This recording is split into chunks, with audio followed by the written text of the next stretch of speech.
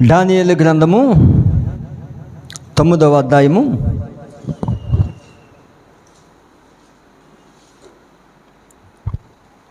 9వ అధ్యాయము అందరు తీసినట్లయితే పరిశుద్ధ గ్రంథాన్ని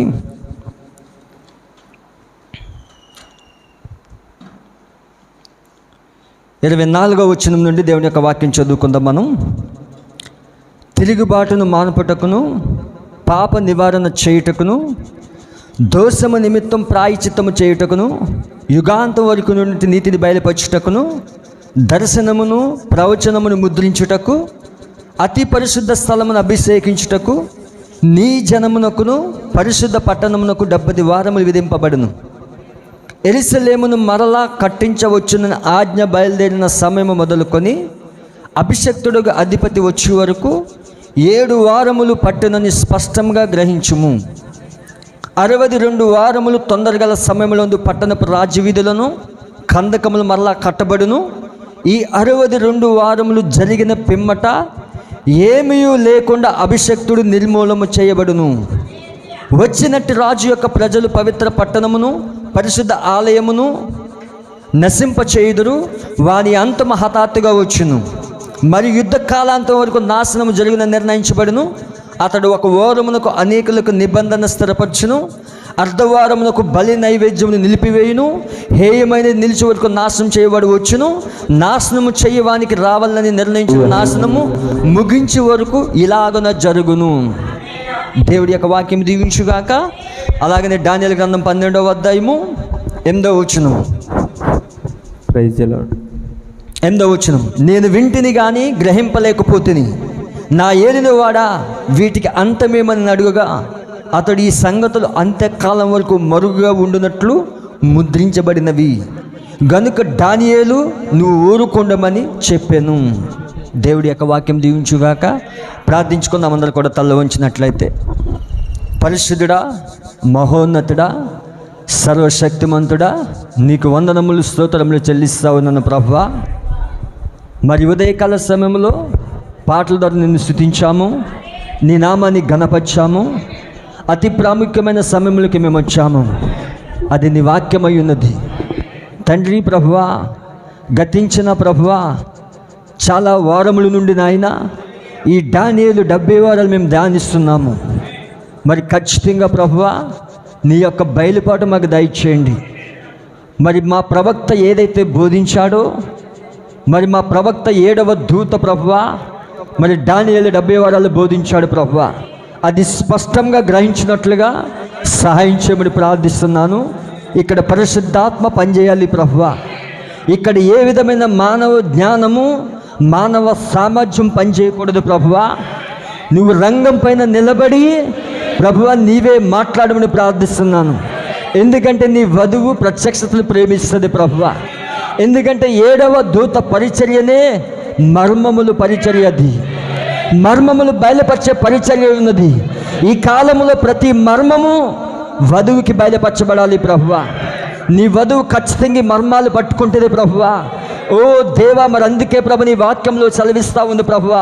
జ్ఞానులకి వివేకులకి సంగతులు మరుగు చేసి పసిబాల వంటకు ప్రభు నీ బిడ్డలకు బయలుపరుస్తున్నావు ప్రభువా. అందుని బట్టి నిన్ను స్తుతిస్తున్నాము ప్రభువా. దేవా, ఈ సమయంలో రంగం పైన మీరు నిలబడ్డారని నమ్ముచున్నాను. అల్పున నన్ను ప్రభువా నీ సిలువ జటను మరుగు చేసి మాతో మాట్లాడమని మమ్మల్ని మీ హస్తాలుగా అప్పగించుకుంటూ సమస్త మహిమా ఘనత ప్రభావాలు పొందమని ప్రభువైన యేసుక్రీస్తు నామములు అడుగుచున్నాను. ఆమేన్, ఆమేన్, ఆమేన్. దయచేసి అందరు కూర్చొనవచ్చు.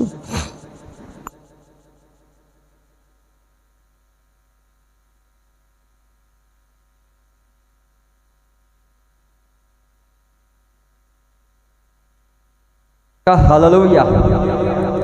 మిగతా మైక్స్ అన్ని ఆఫ్ చేసేసి ఒక్క మైక్ పెట్టండి.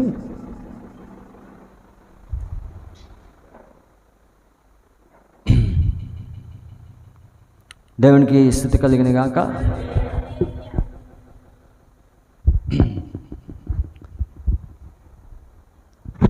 మరి హెడ్ మైక్ అనేది పోయింది. ఇది మరి దీన్ని తీసుకోవడం జరిగింది ఒక పార్టు. అందుని బట్టి దేవుని స్తుతిస్తూ ఉన్నాను.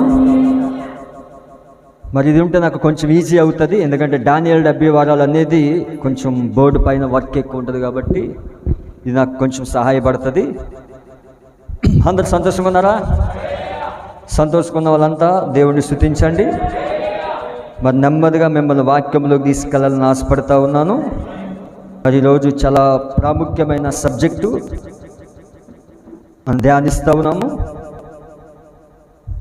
మరి అందరూ కూడా దేవుడిని ఆరాధించమని తెలియజేస్తూ ఉన్నాను. మనం చివరి దినాల్లో ఉన్నాము.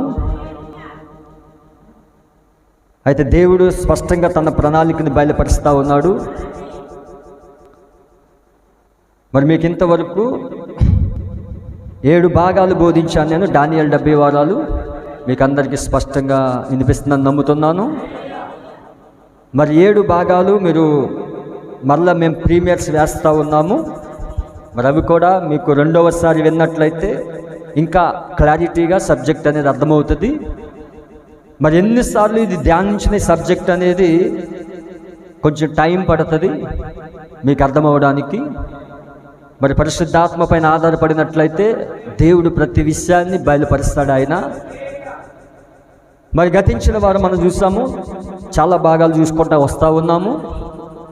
మరి ఈరోజు నేను చాలా నెమ్మదిగా వెళ్ళాలని ఆశపడతా ఉన్నాను. మరి దానియేలు 70 వారాలు అనేది ప్రతి వారికి అర్థం కావాలనేది నా ముఖ్య ఉద్దేశం. ఇది నేను స్పీడ్గా బోధించుకుంటూ వెళ్ళిపోతే తలలపై నుంచి వెళ్ళిపోతుంది. ఆగి ఎందుకు బోధిస్తున్నానంటే, చెప్పిందే మరలా ఎందుకు చెప్తున్నానంటే, ఇది మీ తలలపై నుంచి వెళ్ళిపోకూడదని, ఇది నేరుగా మీ హృదయంలోకి వెళ్ళాలని నేను ఆశపడతా ఉన్నాను. ఖచ్చితంగా దేవుడు మనకి సాయం చేస్తాడు. దేవుడు ఖచ్చితంగా మనల్ని దీవిస్తాడని నమ్ముతున్నాను. మరి గతించిన వారు మనం చూసాము. మరి what was the importance of the Daniel 70 weeks? దానియేలు 70 వారాల యొక్క ప్రాముఖ్యత ఏంటో మనం చూసాము. మరి దానియేలు 70 వారాలు అనేది తప్పిపోతే మనం 7 ముద్రలు తప్పిపోతామని, 7 పాత్రలు తప్పిపోతామని, అలాగే మరి సూర్యుని ధరించిన స్త్రీ మరి ఆ విషయాన్ని తప్పిపోతామని, అలాగే అపవిత్రమైన ఆత్మలు 3 కప్పల వంటి ఆత్మలు తప్పిపోతామని, ప్రతి ప్రణాళిక కూడా మరి అక్కడ దానియేలు 70 వారాలలో ఉన్నదని మనం స్పష్టంగా చూసాము. మరి చూడండి, దానియేలు 70 వారాల్లో సమస్త ప్రణాళిక ఇమిడి ఉన్నది. అది ప్రవక్త గారు చెప్పిన కొటేషన్ నుంచి మీకు చదివి వినిపించాను. మరి దానియేలు 70 వారాలు అర్థమవుతే నీకు పూర్తి ప్రణాళిక తెరవబడుతుంది. కాబట్టి ఖచ్చితంగా ఈ సబ్జెక్ట్ అనేది మనం చాలా జాగ్రత్తగా వినాలి. పరిశుద్ధాత్మ పైన ఆధారపడి మనం ముందుకెళ్ళినట్లయితే దేవుడు మన కన్నులు తెరుస్తాడని నమ్ముతున్నాను.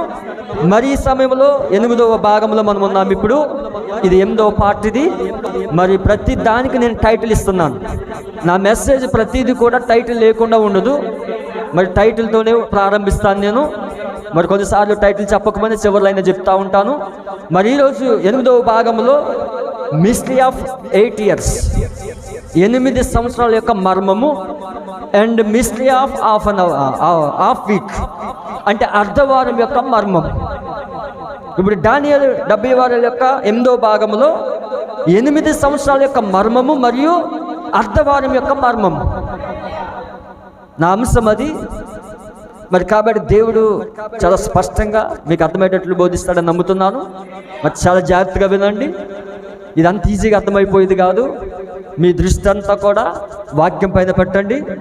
అలాగే చార్ట్స్ వేస్తున్నప్పుడు చార్ట్స్ పైన చూడండి. అలాగే బోర్డు వైపు చూసినట్లయితే మీకు స్పష్టంగా అర్థమవుతుంది. మరి చాలా జాగ్రత్తగా వినండి.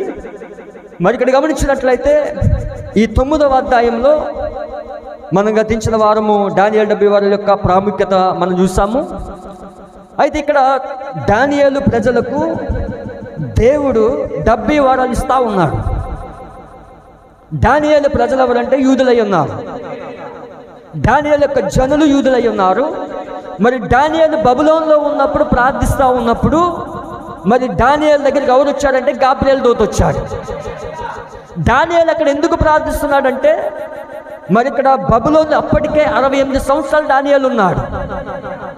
68 సంవత్సరాలు దానియేలు అక్కడ బబులోన్లో ఉన్నప్పుడు ఇర్మియా యొక్క పుస్తకాన్ని చదువుతున్నప్పుడు మరి అక్కడ ఇంకా 2 సంవత్సరాలు మాత్రమే మిగులున్నదని దానియేలు పుస్తకముల వల్ల గ్రహించాడు, గ్రంథం వల్ల గ్రహించాడు. అయితే 2 సంవత్సరాలు ఇక్కడ ఉండబోతున్నామని దానియేలుకి అర్థమైపోయింది.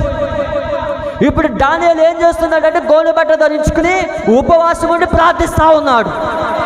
అంటే దానియేలుకి ఏం బయలుపరచబడింది అంటే చివరి దినాల్లో ఉన్నామని బయలుపరచబడింది. హల్లెలూయా. ఇంకా 2 సంవత్సరాలు మాత్రమే బబులోనులో ఉంటానని బయలుపరచబడింది అక్కడ. ఇప్పుడు దానియేలుకి అర్థమైపోయింది, ఇంకా 2 సంవత్సరాలు మాత్రమే బబులోనులో ఉంటాను నేను. 2 సంవత్సరాల తర్వాత నేను నా దేశానికి వెళ్ళిపోబోతున్నాను. హల్లెలూయా. దానియేలు ఏ దేశం? యెరూషలేమై ఉన్నది. దానియేలు పట్టణం యెరూషలేమై ఉన్నది. అన్య పట్టణంలో దానియేలు ఉన్నాడు, బబులోనులో ఉన్నాడు దానియేలు. అయితే సొంత దేశంలోకి, సొంత పట్టణంలోకి నేను వెళ్ళిపోబోతున్నానని దానియేలు గ్రహించాడు. అక్కడ దానియేలు ఇప్పుడు ఉపవాసం ప్రార్థిస్తున్నప్పుడు సాయంకాల నైవేద్యం అర్పించే సమయంలో గాబ్రియేలు దూత వచ్చాడు. గాబ్రియేలు దూత వచ్చి ఏం బయలుపరిచాడంటే, నీ జనులకు 70 సంవత్సరాలు, మరి 70 వారాలు ఇస్తున్నానని చెప్పాడు ఆయన. దానియేలు జనులకు 70 వారాలు ఇచ్చాడు దేవుడు.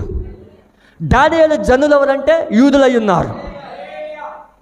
అందుకే ప్రవక్త అంటున్నాడు, యూదులకు దేవుడు ఒక సమయాన్ని ఇచ్చాడు. దేవుడు యూదులకు ఒక సమయాన్ని ఇచ్చాడు, కానీ అన్యులకు సమయాన్ని ఇవ్వలేదు. దానియేలు జనులకు 70 వారాలు ఇచ్చాడు ఆయన, కానీ అన్యులకు సమయం ఇవ్వలేదు. మరి అన్యులకు సమయం ఎలా తెలుస్తుంది? అందుకే ప్రవక్త అన్నాడు, యూదులు దేవుడి గడియారం అన్నాడు ఆయన. ఇప్పుడు నీవు నీ సమయాన్ని చూడాలంటే, నువ్వు ఏ సమయంలో ఉన్నావో, ఏ కాలంలో జీవిస్తున్నావో చూడాలంటే దానియేలు జనులు చూడాలి, నువ్వు దానియేలు ప్రజలు చూడాలి, యెరూషలేము వైపు చూడాలి. నువ్వు నీ గడియారం యెరూషలేమై ఉన్నది. అందుకే మరి దేవుడి ప్రవక్త అన్నాడు, మరి ఇజ్రాయెల్ దేశం అనేది గాడ్ టైం పీస్ అన్నాడు ఆయన. దేవుని యొక్క గడియారం ఇజ్రాయెల్ అయి ఉన్నది. నీ సమయం చూడాలంటే ఇజ్రాయెల్ చూడాలి. నువ్వు ఇజ్రాయెల్కి అక్కడ ఏదైతే దేవుడు చేస్తా ఉన్నాడో నీ సమయం ఏంటో నువ్వు గుర్తించవచ్చు. అందుకే మనం యూదుల వైపు చూస్తూ ఉన్నాం. ఇప్పుడు యూదుల యొక్క న్యూస్ ఎందుకు తెలుసుకున్నామో తెలుసా? వాళ్ళు మన గడియారం అయి ఉన్నారు. నువ్వు యూదుల వైపు చూస్తున్నప్పుడు, ఆ ఇజ్రాయెల్ దేశం వైపు చూస్తున్నప్పుడు నీ సమయం అనేది నీకు తెలియజేయబడతా ఉన్నది. నీవు ఏ కాలంలో ఉన్నావో, ఏ సమయంలో ఉన్నావో దేవుడు నీకు బయలుపరుస్తూ ఉంటాడు. అందుకే దేవుడు దానియేలు 70 వారాలు బయలుపరిచాడు ఆయన. మన కాలానికి ప్రవక్తను పంపించి, 7వ దూతని పంపించి 70 వారాల యొక్క ప్రణాళిక ఎందుకు బయలుపరిచాడంటే, నీ సమయాన్ని బయలుపరచడానికి, నువ్వే కాలంలో ఉన్నావో చెప్పడానికి దేవుడు ఈ ప్రణాళిక అంతా బయలుపరిచాడు. చాలా జాగ్రత్తగా వినండి. ఇప్పుడు దానియేలు జనులకు దేవుడు 70 వారాలు ఇచ్చాడు. 70 వారాలు అనగా మీకు లెక్కలు వేసి చూపించాను, అది 490 సంవత్సరాలు అని చెప్పాను, అవునా? మళ్ళా కొత్త వారు ఉన్నారు కాబట్టి ఇంకొంచెం నెమ్మదిగా వెళ్తాను. దానియేలు ప్రజలకు దేవుడు 70 వారాలు ఇచ్చాడు. 70 వారాలు అనగా వారం వచ్చి 7 సంవత్సరాలు, వారానికి 7 రోజులు, ఒక రోజు వచ్చి 1 సంవత్సరం అయి ఉన్నది. పరిశుద్ధ గ్రంథంలో పాత నిబంధనలో దేవుడు ఒక రోజుని 1 సంవత్సరంగా లెక్కించాడు. కానీ కొత్త నిబంధనలో ఒక రోజు 1000 సంవత్సరాలు. పేతురు రాసిన పత్రిక ప్రకారముగా ఒక రోజు 1000 సంవత్సరాలు, అవునా? పేతురు చెప్పాడా లేదా? దేవుడు నామని మమ్మికల్ని కాక పేతురు రాసిన పత్రికల మాట ఉంటుంది. నెమ్మదిగా వెళ్దాం, ఓపికగా కూర్చోండి. దేవుడు అనేక విషయాలు బయలుపరుస్తాడని నమ్ముతున్నాను. మరి పేతురు రాసిన పత్రిక 2 పేతురు రాసిన పత్రిక 3వ అధ్యాయము 8వ వచనం. ప్రియులారా, ఒక సంగతిని మర్చిపోకుడి, ఏమనగా ప్రభు దృష్టికి ఒక దినము 1000 సంవత్సరం వలెను, 1000 సంవత్సరంలో ఒక దినం వలె ఉన్నవి. ఒక దినము 1000 సంవత్సరాల వలె ఉన్నది, 1000 సంవత్సరాలు ఒక దినం వలె ఉన్నది. పాత నిబంధనలో ఒక దినము 1 సంవత్సరం వలె ఉన్నది. మరి అక్కడ సంఖ్యా శాస్త్రము, ఇక్కడ సంఖ్యాకాండంలో మనం చదువుకొని ఉన్నాం. దాని రిఫరెన్స్ కూడా చెప్పాను 14వ అధ్యాయంలో. అలాగే హెస్కేలు గ్రంథం 4వ అధ్యాయంలో చూపించాను. ఒక దినము 1 సంవత్సరం. కొత్త నిబంధనలో ఒక దినము 1000 సంవత్సరాలు, 1000 సంవత్సరాలు ఒక దినం వలె ఉన్నది. అందరికి అర్థమవుతుందా? ఇప్పుడు దానియేలు జనులకు దేవుడు 70 వారాలు ఇచ్చాడు. ఈ 70 వారాలు మనం70 × 7 490 రోజులు. 490 రోజులు. ఒకరోజు ఒక సంవత్సరంగా తీసుకుంటే పాత నిబంధన ప్రకారముగా 490 సంవత్సరాలు ఇచ్చాడు దేవుడు.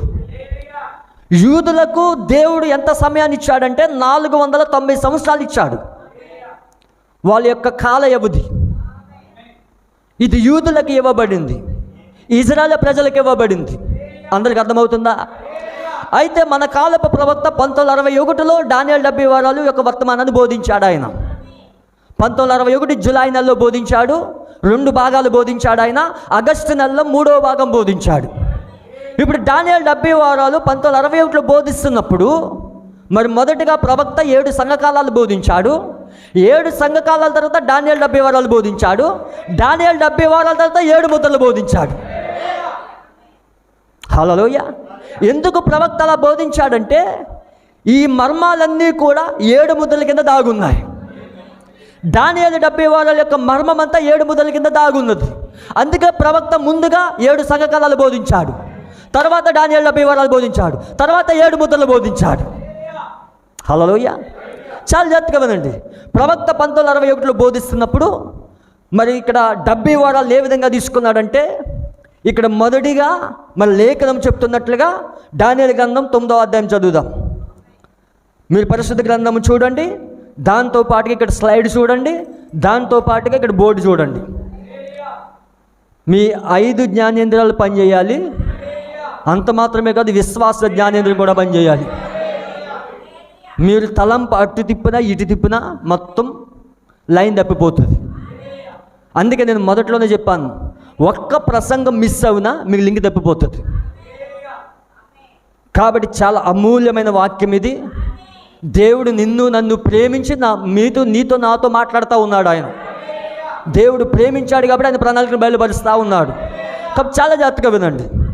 చూడండి, ఇక్కడ దేవుని యొక్క వాక్యంలో 9వ అధ్యాయంలో 24వ వచనంలో కింద ఇలా ఉన్నది, నీ జనమునకును, చివరి పాటు, నీ జనమునకును పరిశుద్ధ పట్టణమునకు 70 వారములు విధింపబడెను. నీ జనులంటే ఇజ్రాయేల్ ప్రజలు, యూదులై ఉన్నారు. నీ పట్టణం, పరిశుద్ధ పట్టణం అంటే యెరూషలేము, యెరూషలేమునకు 70 వారములు విధింపబడును. చాలా జాగ్రత్తగా, యెరూషలేమును మరలా కట్టించవచ్చునని ఆజ్ఞ బయలుదేరిన సమయం మొదలుకొని అభిషక్తుడు అధిపతి వచ్చే వరకు 7 వారములు పట్టునని స్పష్టంగా గ్రహించుము. ఇప్పుడు మందిరము కట్టడానికి 7 వారాలు పడుతుందని స్పష్టంగా గ్రహించుము. మొదటి భాగము మందిరము కట్టడానికి 7 వారాలు పడుతుంది. చూస్తున్నారు ఇక్కడ మొదటి బాట్.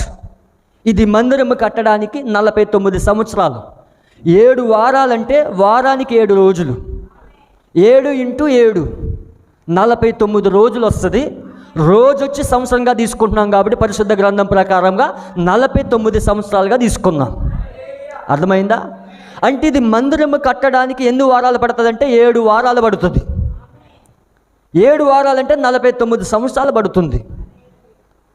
రెండవది చూడండి, ఇక్కడ దేవుని యొక్క వాక్యం ఇలా సెలవిస్తూ ఉన్నది,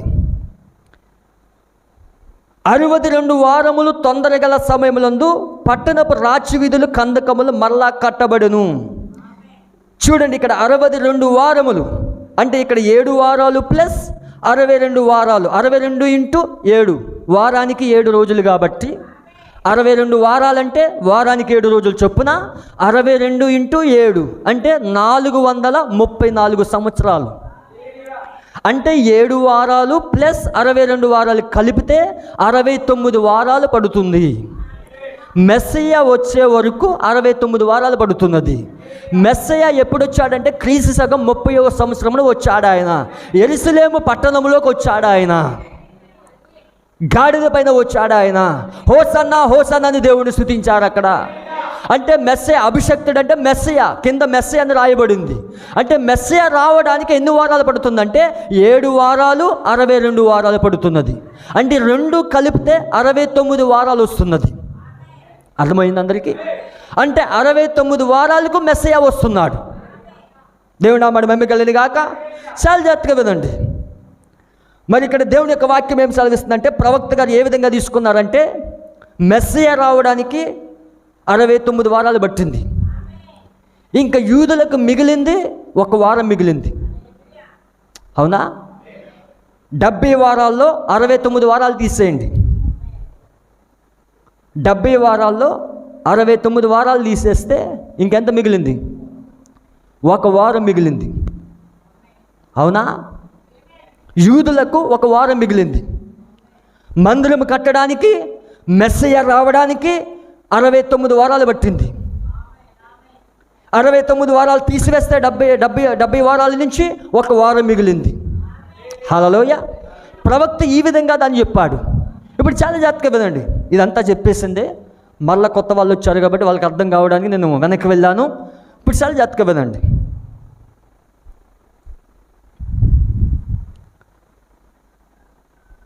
దేవుని యొక్క వాక్యంలో మనం చూసినట్లుగా మొదటిది 7 వారాలు.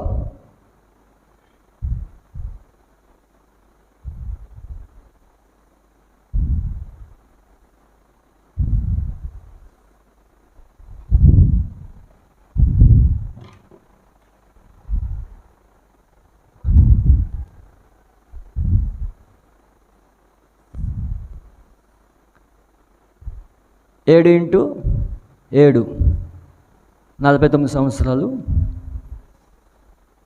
నెక్స్ట్ 62 వారాలు ఇంటూ 7 434 సంవత్సరాలు. ఇంకా 1 వారం మిగిలింది. 1 వారం అంటే 7 రోజులు. 1 ఇంటూ 7 సంవత్సరాలు. హల్లెలూయా. చాలా జాగ్రత్తగా వినండి. ఇక్కడ మెస్సియా రావడానికి 69 వారాలు పట్టింది. 7 వారాలు ప్లస్ 62 వారాలు 69 వారాలు పట్టింది. ఇంకా యూదులకు 1 వారం మిగిలి ఉన్నది. అందరికి అర్థమవుతుందా? యూదులకు 1 వారం మిగిలి ఉన్నది. ప్రవక్త 1961 ఇలా బోధించాడు. చూడండి, ఇక్కడ సంఘ శాఖలు బోధించేది ఏంటంటే 7 ఏండ్లు శ్రమలు ఉన్నాయని బోధిస్తున్నది. సంఘ శాఖలు 7 సంవత్సరాలు శ్రమల కాలమని బోధిస్తూ ఉన్నారు. అది సంఘ శాఖల యొక్క బోధ. మరి సంఘ శాఖలు బోధించే బోధ ఏంటంటే శ్రమల కాలం ప్రారంభమైన తర్వాత వధువు ఎత్తబడుతుందని వాళ్ళు బోధిస్తున్నారు. అంటే శ్రమల కాలం మధ్యలో వధువు ఎత్తబడుతుందని.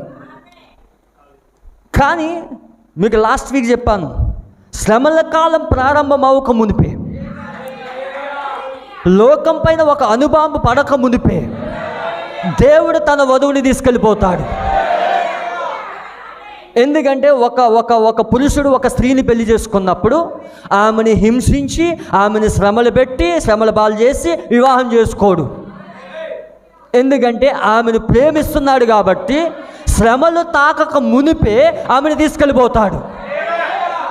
హల్లెలూయా. దేవుడు ఆమెను మహిమ కాక. అంటే భూమిపైన శ్రమలు స్టార్ట్ అవ్వక మునిపే దేవుడు తన వధువుని తీసుకెళ్ళిపోతాడు. అందరికి అర్థమవుతుందా? సంఘ శాఖలు నమ్మే బోధిది. ప్రవక్త కూడా దీన్ని మొదట 61లో బోధిస్తున్నప్పుడు ఈ విధంగానే బోధించాడు. ఆయన ఏ విధంగా బోధించాడంటే ఆయన చార్ట్లో ఇలా తీసుకున్నాడు. ఆయన ఏ విధంగా తీసుకున్నాడంటే చాలా జాగ్రత్తగా వినండి.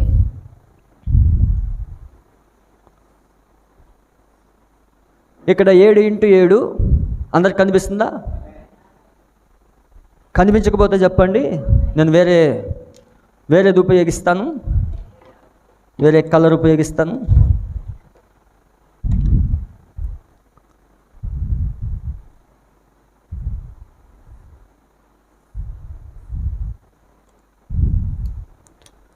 దేవుని నామానికి మహిమ కలిగిన గాక. 62x7 434. ఇక్కడ మెస్సయ్య వచ్చాడని చెప్పాడు ఆయన. అర్థమవుతుందా? ఇక్కడ 7 సంఘ కాలాలు ఉన్నాయని చెప్పాడు.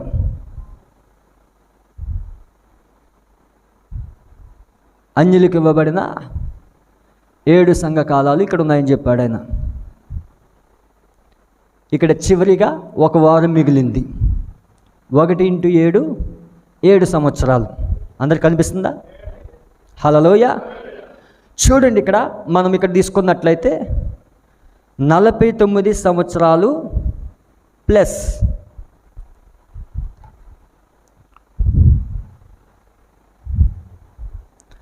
49 సంవత్సరాలు ప్లస్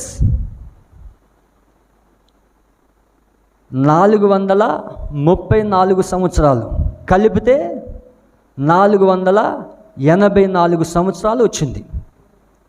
ఇది according to the Bible prophecy 483 సంవత్సరాలు వచ్చింది. క్షమించండి, 483 సంవత్సరాలు వచ్చింది according to the Bible prophecy. దేవుని లేఖనం చెప్తున్నట్లుగా దానియేలు యొక్క లెక్క ఎక్కడ ప్రారంభమైందంటే నెహెమ్యా కాలంలో ప్రారంభమైంది. మరి 3 రాజులు 3 డిగ్రీలు ఇచ్చారని చెప్పాను మీకు.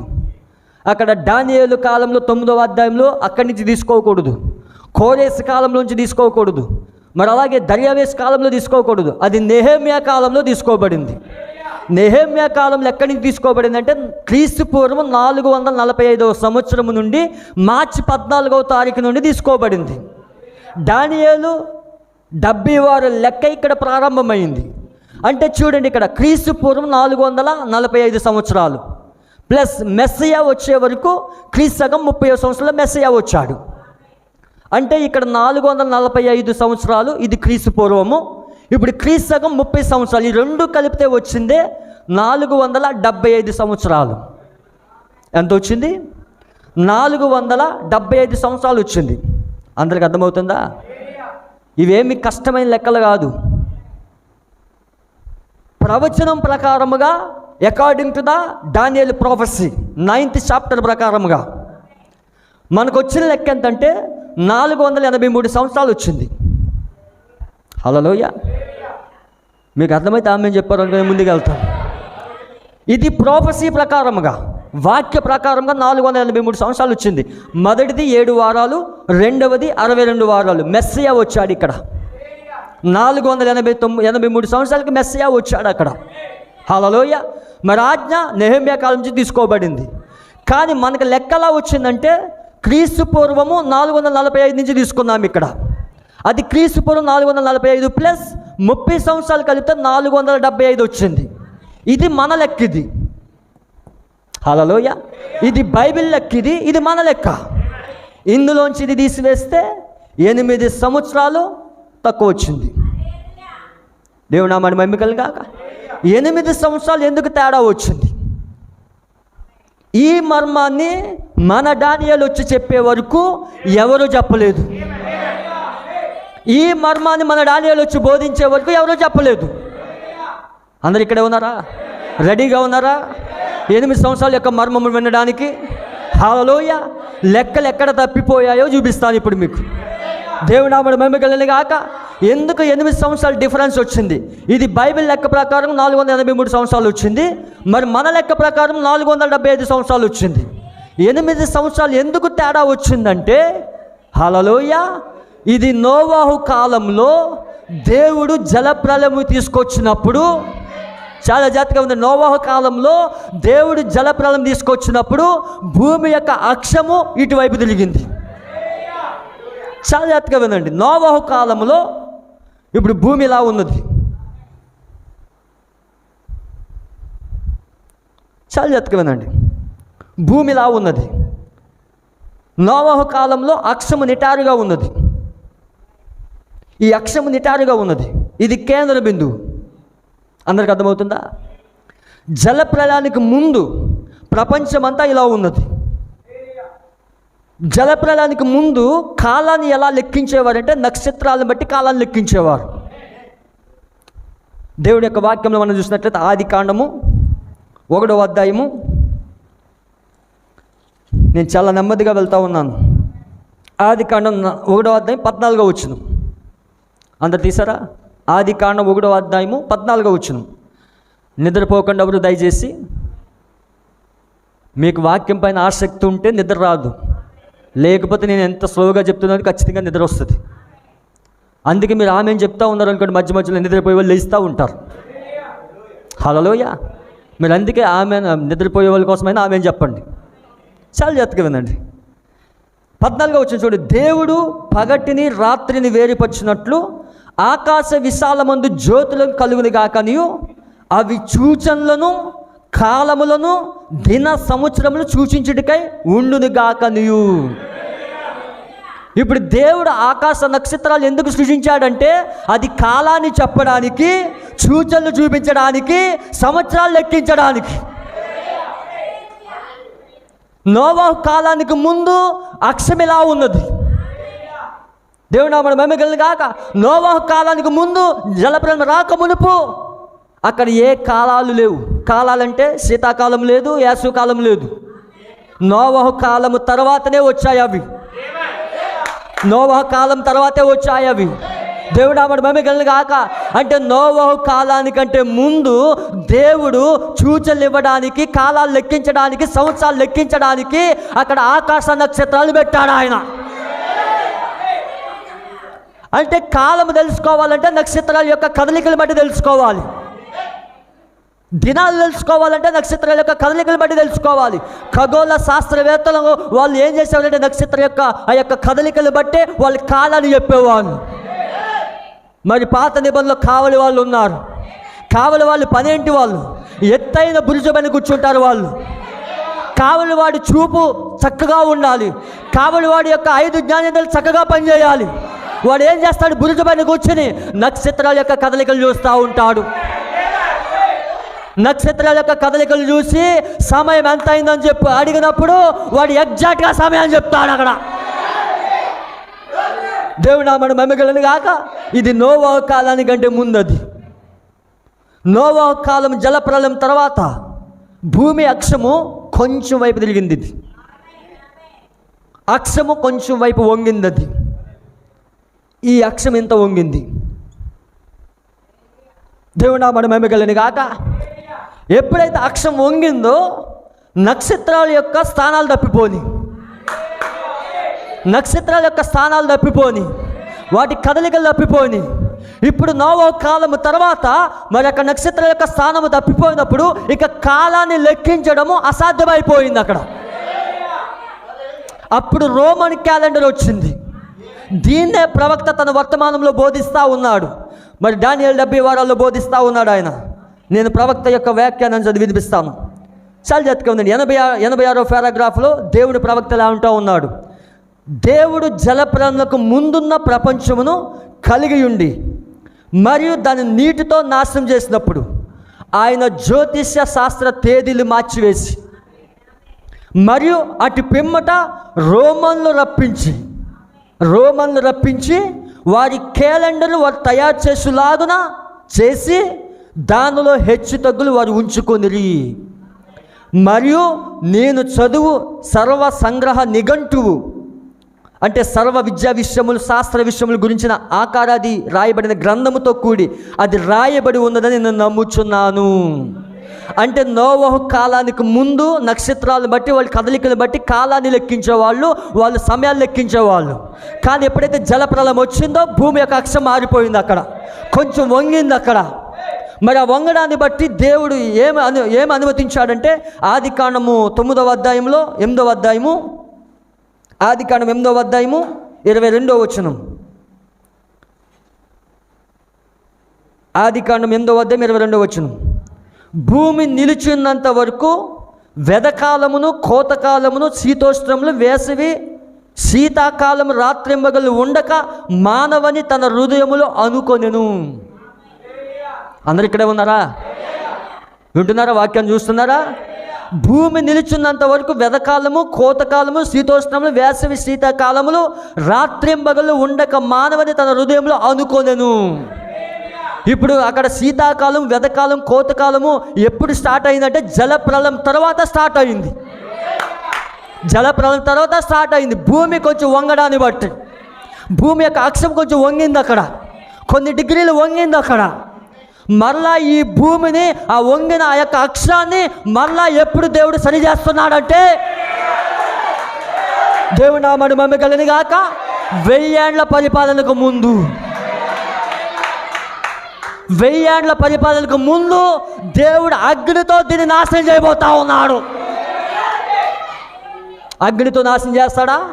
భూమికి నీటితో బాప్తిస్మం ఇచ్చాడు నోవహు కాలంలో, భూమికి రక్త బాప్తిస్మం ఇచ్చాడు యేసుక్రీస్తు కాలంలో. ఇప్పుడు అగ్ని బాప్తిస్మం ఇవ్వబోతా ఉన్నాడు. అగ్ని బాప్తిస్మం భూమికి ఇచ్చినప్పుడు ఈ అక్షం మారిపోబోతా ఉన్నది. హల్లెలూయా. నోవహు కాలం కంటే ముందున్న వాళ్ళు ఎక్కువ సంవత్సరాలు బ్రతికారు. 969 సంవత్సరాలు బ్రతికారు, 900 సంవత్సరాలు బ్రతికారు, 800 సంవత్సరాలు బ్రతికారు, 700 సంవత్సరాలు బ్రతికారు. 1000 సంవత్సరాలు ఎవరు బ్రతకలేదు. హైయెస్ట్ మెతూషెల 969 సంవత్సరాలు బతికాడు. ప్రవక్త యొక్క కుమారుడు, హల్లెలూయా, హానోకు యొక్క కుమారుడు. దేవుని నామమున మహిమ కలుగాక. మరలా భూమిని అక్షాలు తిప్పినప్పుడు 1000 ఏళ్ల పరిపాలనలో ఈ వధువు 1000 ఏళ్ల పరిపాలనలో ఉంటుంది. మళ్ళా ఆయుష్ పెంచుతాడు దేవుడు. బాలుడు 100 సంవత్సరాలు బ్రతుకుతాడు. అక్కడ 1000 ఏళ్ల పరిపాలన ఆయుష్ మార్చబడతా ఉన్నది.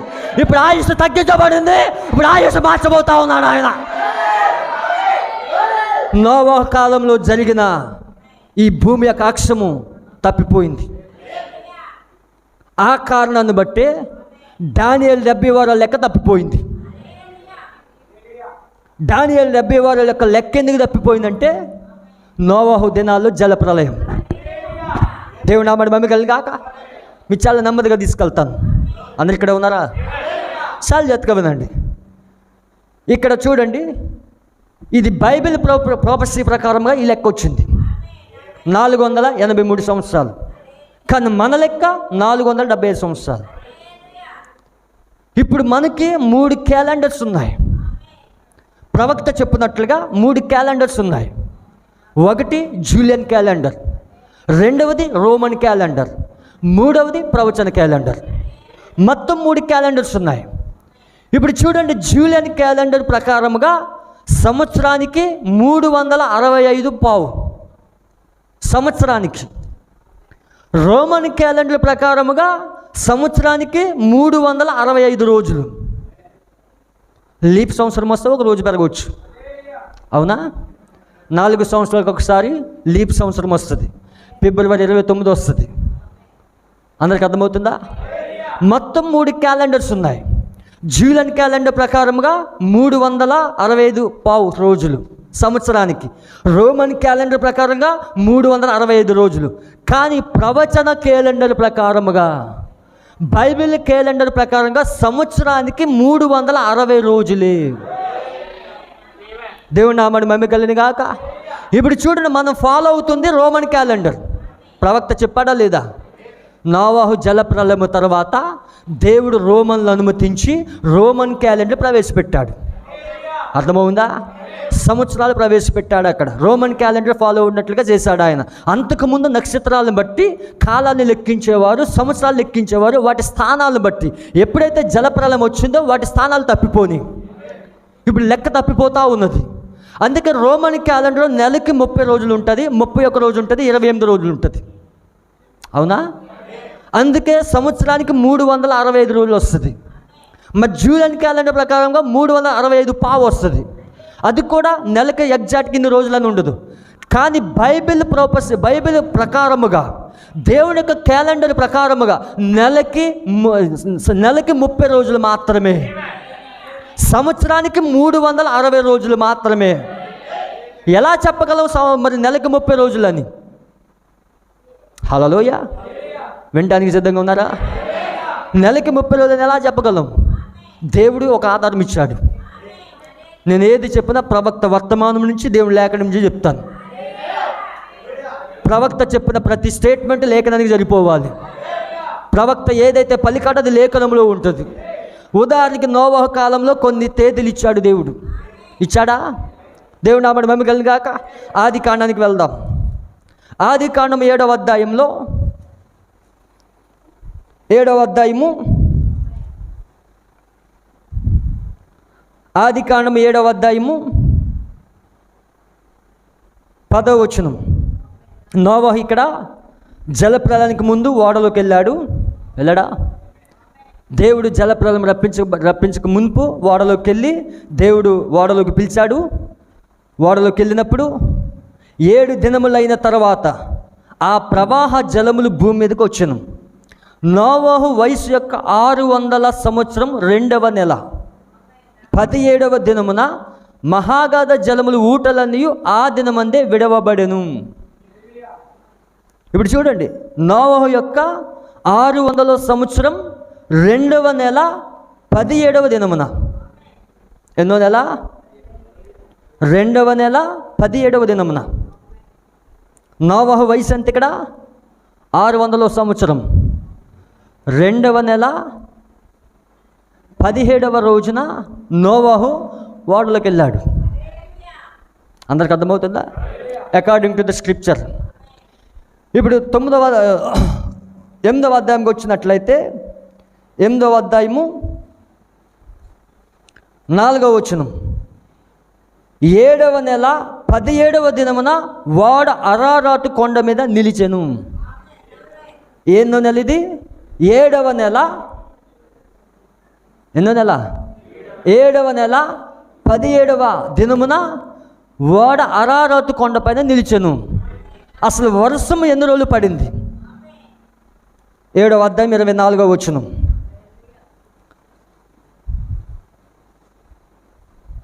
7వ అధ్యాయం 24వ వచనం, 150 దినముల వరకు నీళ్లు భూమి మీద ప్రచండముగా ప్రబలెను. ఎన్ని దినాలు? 150 దినాలు భూమి పైన వర్షం పడింది, నీళ్లు కుమ్మరించబడ్డాయి. ఎన్ని దినాలు? 150 దినాలు వర్షం కురిపించబడింది. కానీ ఇక్కడ గమనించినట్లయితే మనకి ఇవ్వబడిన డేట్స్ చూసినట్లయితే 2వ నెల 17వ దినమున, 7వ నెల 17వ దినమున. దీనిలోంచి దీన్ని తీసేస్తే 5 నెలలు. అవునా? 5 నెలలు వచ్చింది. 5 ఇంటూ నెలకి 30 రోజుల చొప్పున, ఒక నెలకి 30 రోజుల చొప్పున 150 దినాలు వస్తున్నది. దేవుని నామమున మహిమ కలుగును గాక. 150 దినాలు వస్తూ ఉన్నది. అంటే బైబిల్లో మనకి దేవుడు నోవహు కాలం ఇచ్చిన లెక్కల ప్రకారము నెలకి 30 రోజులు అక్కడ. దేవుని నామమున మహిమ కలుగును గాక. నెలకి 30 రోజులు ఇవ్వబడ్డాయి. అలా నెలకి 30 రోజులు ఇస్తే మనకి 12 నెలలు ఉన్నాయి. 12 ఇంటూ 30, హల్లెలూయా, ఎంత వస్తుంది? 360 రోజులు వస్తుంది. అంటే సంవత్సరానికి బైబిల్ క్యాలెండర్ ప్రకారంగా 360 రోజులు వస్తుంది. సరిపోయిందా వాక్యానికి? ప్రవక్త చెప్పిన దానికి సరిపోయిందా? దేవుని నామమున మహిమ కలుగును గాక. ప్రవచనం క్యాలెండర్లో దేవుడు సంవత్సరానికి 360 రోజులు నియమించాడు. ఈ ఒక్క ఆధారమే కాదు, ఇంకా ఆధారాలు ఉన్నాయి. దేవుని నామమున మహిమ కలుగును గాక. అందరు ఇక్కడే ఉన్నారా? దేవునికి స్తుతి కలుగును గాక. చూడండి, ఇక్కడ 483 సంవత్సరాలు వచ్చింది ప్రవచనం ప్రకారంగా. మనకి లెక్క ప్రకారంగా 475 సంవత్సరాలు వచ్చింది. దీని తేడా ఎందుకు వచ్చిందంటే, వింటున్నారా? దీని తేడా ఎందుకు వచ్చిందంటే లెక్కలు తప్పిపోయాయి. లెక్కలు తప్పిపోయాయి, వేరే క్యాలెండర్స్ వచ్చాయి. ఆ క్యాలెండర్ ప్రకారంగా లెక్కిస్తే 475 సంవత్సరాలు వచ్చింది. అది మన లెక్క. అది రోమన్ క్యాలెండర్ ప్రకారంగా లెక్కిస్తే. హల్లెలూయా. కానీ ఇక్కడ ప్రవచన క్యాలెండర్ ప్రకారంగా లెక్కిస్తే 483 సంవత్సరాలు వచ్చింది. 483 సంవత్సరాలు వచ్చింది ప్రవచనం క్యాలెండర్ ప్రకారముగా. దేవుని నామమున మహిమ కలుగును గాక. అందరికి అర్థమైందా స్పష్టంగా? హల్లెలూయా. చూడండి, ఈ లెక్క ఇక్కడ తప్పిపోయింది కాబట్టి 8 సంవత్సరాల డిఫరెన్స్ అనేది ఇక్కడ వచ్చింది. ప్రవచనం క్యాలెండర్ ప్రకారంగా ఇది సరైన లెక్క.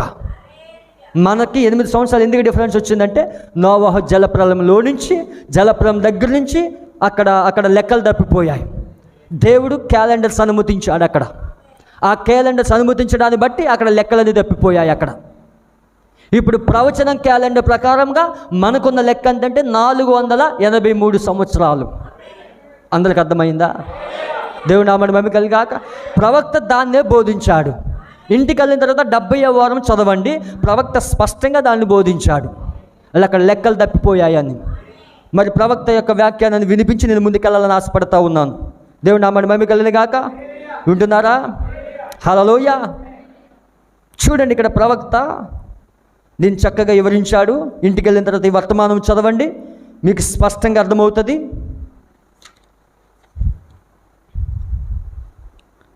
చూడండి, 65వ పారాగ్రాఫ్లో ప్రవక్త ఇలా చెప్తా ఉన్నాడు ఆయన. ఇప్పుడు మనం 2-3 రకముల క్యాలెండర్లు కలిగి ఉన్నాము. ఎన్ని క్యాలెండర్లు కలిగి ఉన్నాం? 2-3 క్యాలెండర్లు కలిగి ఉన్నాము. మనము పాత జ్యోతిష శాస్త్ర పంచాంగమున క్యాలెండర్ చూచిన ఎడల మరి మన జూలియన్ క్యాలెండర్లో దానిలో 1 సంవత్సరమునకు 365 పావు దినములు. వారు సార్దిస్ మరియు ఇతర నక్షత్రాలు వాటి కదలికలను ఆ వేళలను గుర్తించి దాని సమయం ఏర్పరచరి. మరి ఇప్పుడు రోమన్ క్యాలెండర్లో మనం కనుగొనగలము, అది మనము జీవించుచున్నది. ఆ క్యాలెండర్లో 1 సంవత్సరమునకు 365 రోజులు. అయితే క్రైస్తవ లేక ప్రవచన క్యాలెండర్లో 1 సంవత్సరమునకు 360 దినాలు మాత్రమే. ప్రవచనం క్యాలెండర్ ప్రకారంగా 360 సంవత్సరాలు మాత్రమే. దేవుని నామమున మహిమ కలుగును గాక. హల్లెలూయా. అక్కడ ప్రింటింగ్ మిస్టేక్ పడింది. 1 సంవత్సరంలోకి 360 రోజులు. అక్కడ నన్ను సరి చేసుకోండి, ప్రింటింగ్ మిస్టేక్ పడింది అక్కడ. హల్లెలూయా. 360 రోజులది. అందరు ఇక్కడే ఉన్నారా? అర్థమైందా 8 సంవత్సరాల యొక్క మర్మము? 8 సంవత్సరాలు ఎందుకు డిఫరెన్స్ వచ్చిందో అర్థమైందా? నోవహు జల ప్రళయం అది. హల్లెలూయా. ఇప్పుడు ఆ జల ప్రళయం ద్వారానే భూమి అక్షం ఇటు తిరిగింది. ఇప్పుడు 1000 ఏండ్ల పరిపాలనకు మునుపు ఆ అక్షం ఇటు తిరుగుతుంది. అది ఎప్పుడు తిరుగుతుంది అంటే 7వ పాత్ర భూమిపైన తన యొక్క ఉగ్రతను కుమ్మరిస్తూ ఉన్నప్పుడు, 7వ పాత్రను కుమ్మరిస్తూ ఉన్నప్పుడు పెద్ద భూకంపము కలుగునని వాక్యం సెలవిస్తూ ఉన్నది.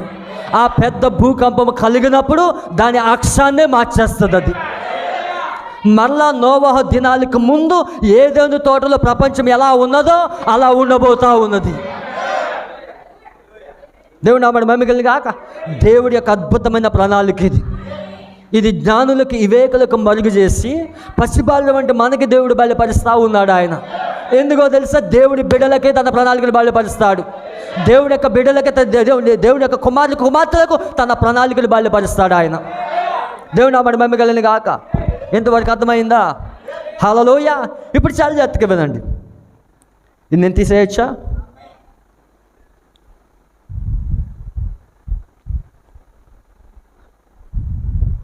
ద మిస్టరీ ఆఫ్ 8 years, 8 సంవత్సరాల యొక్క మర్మము.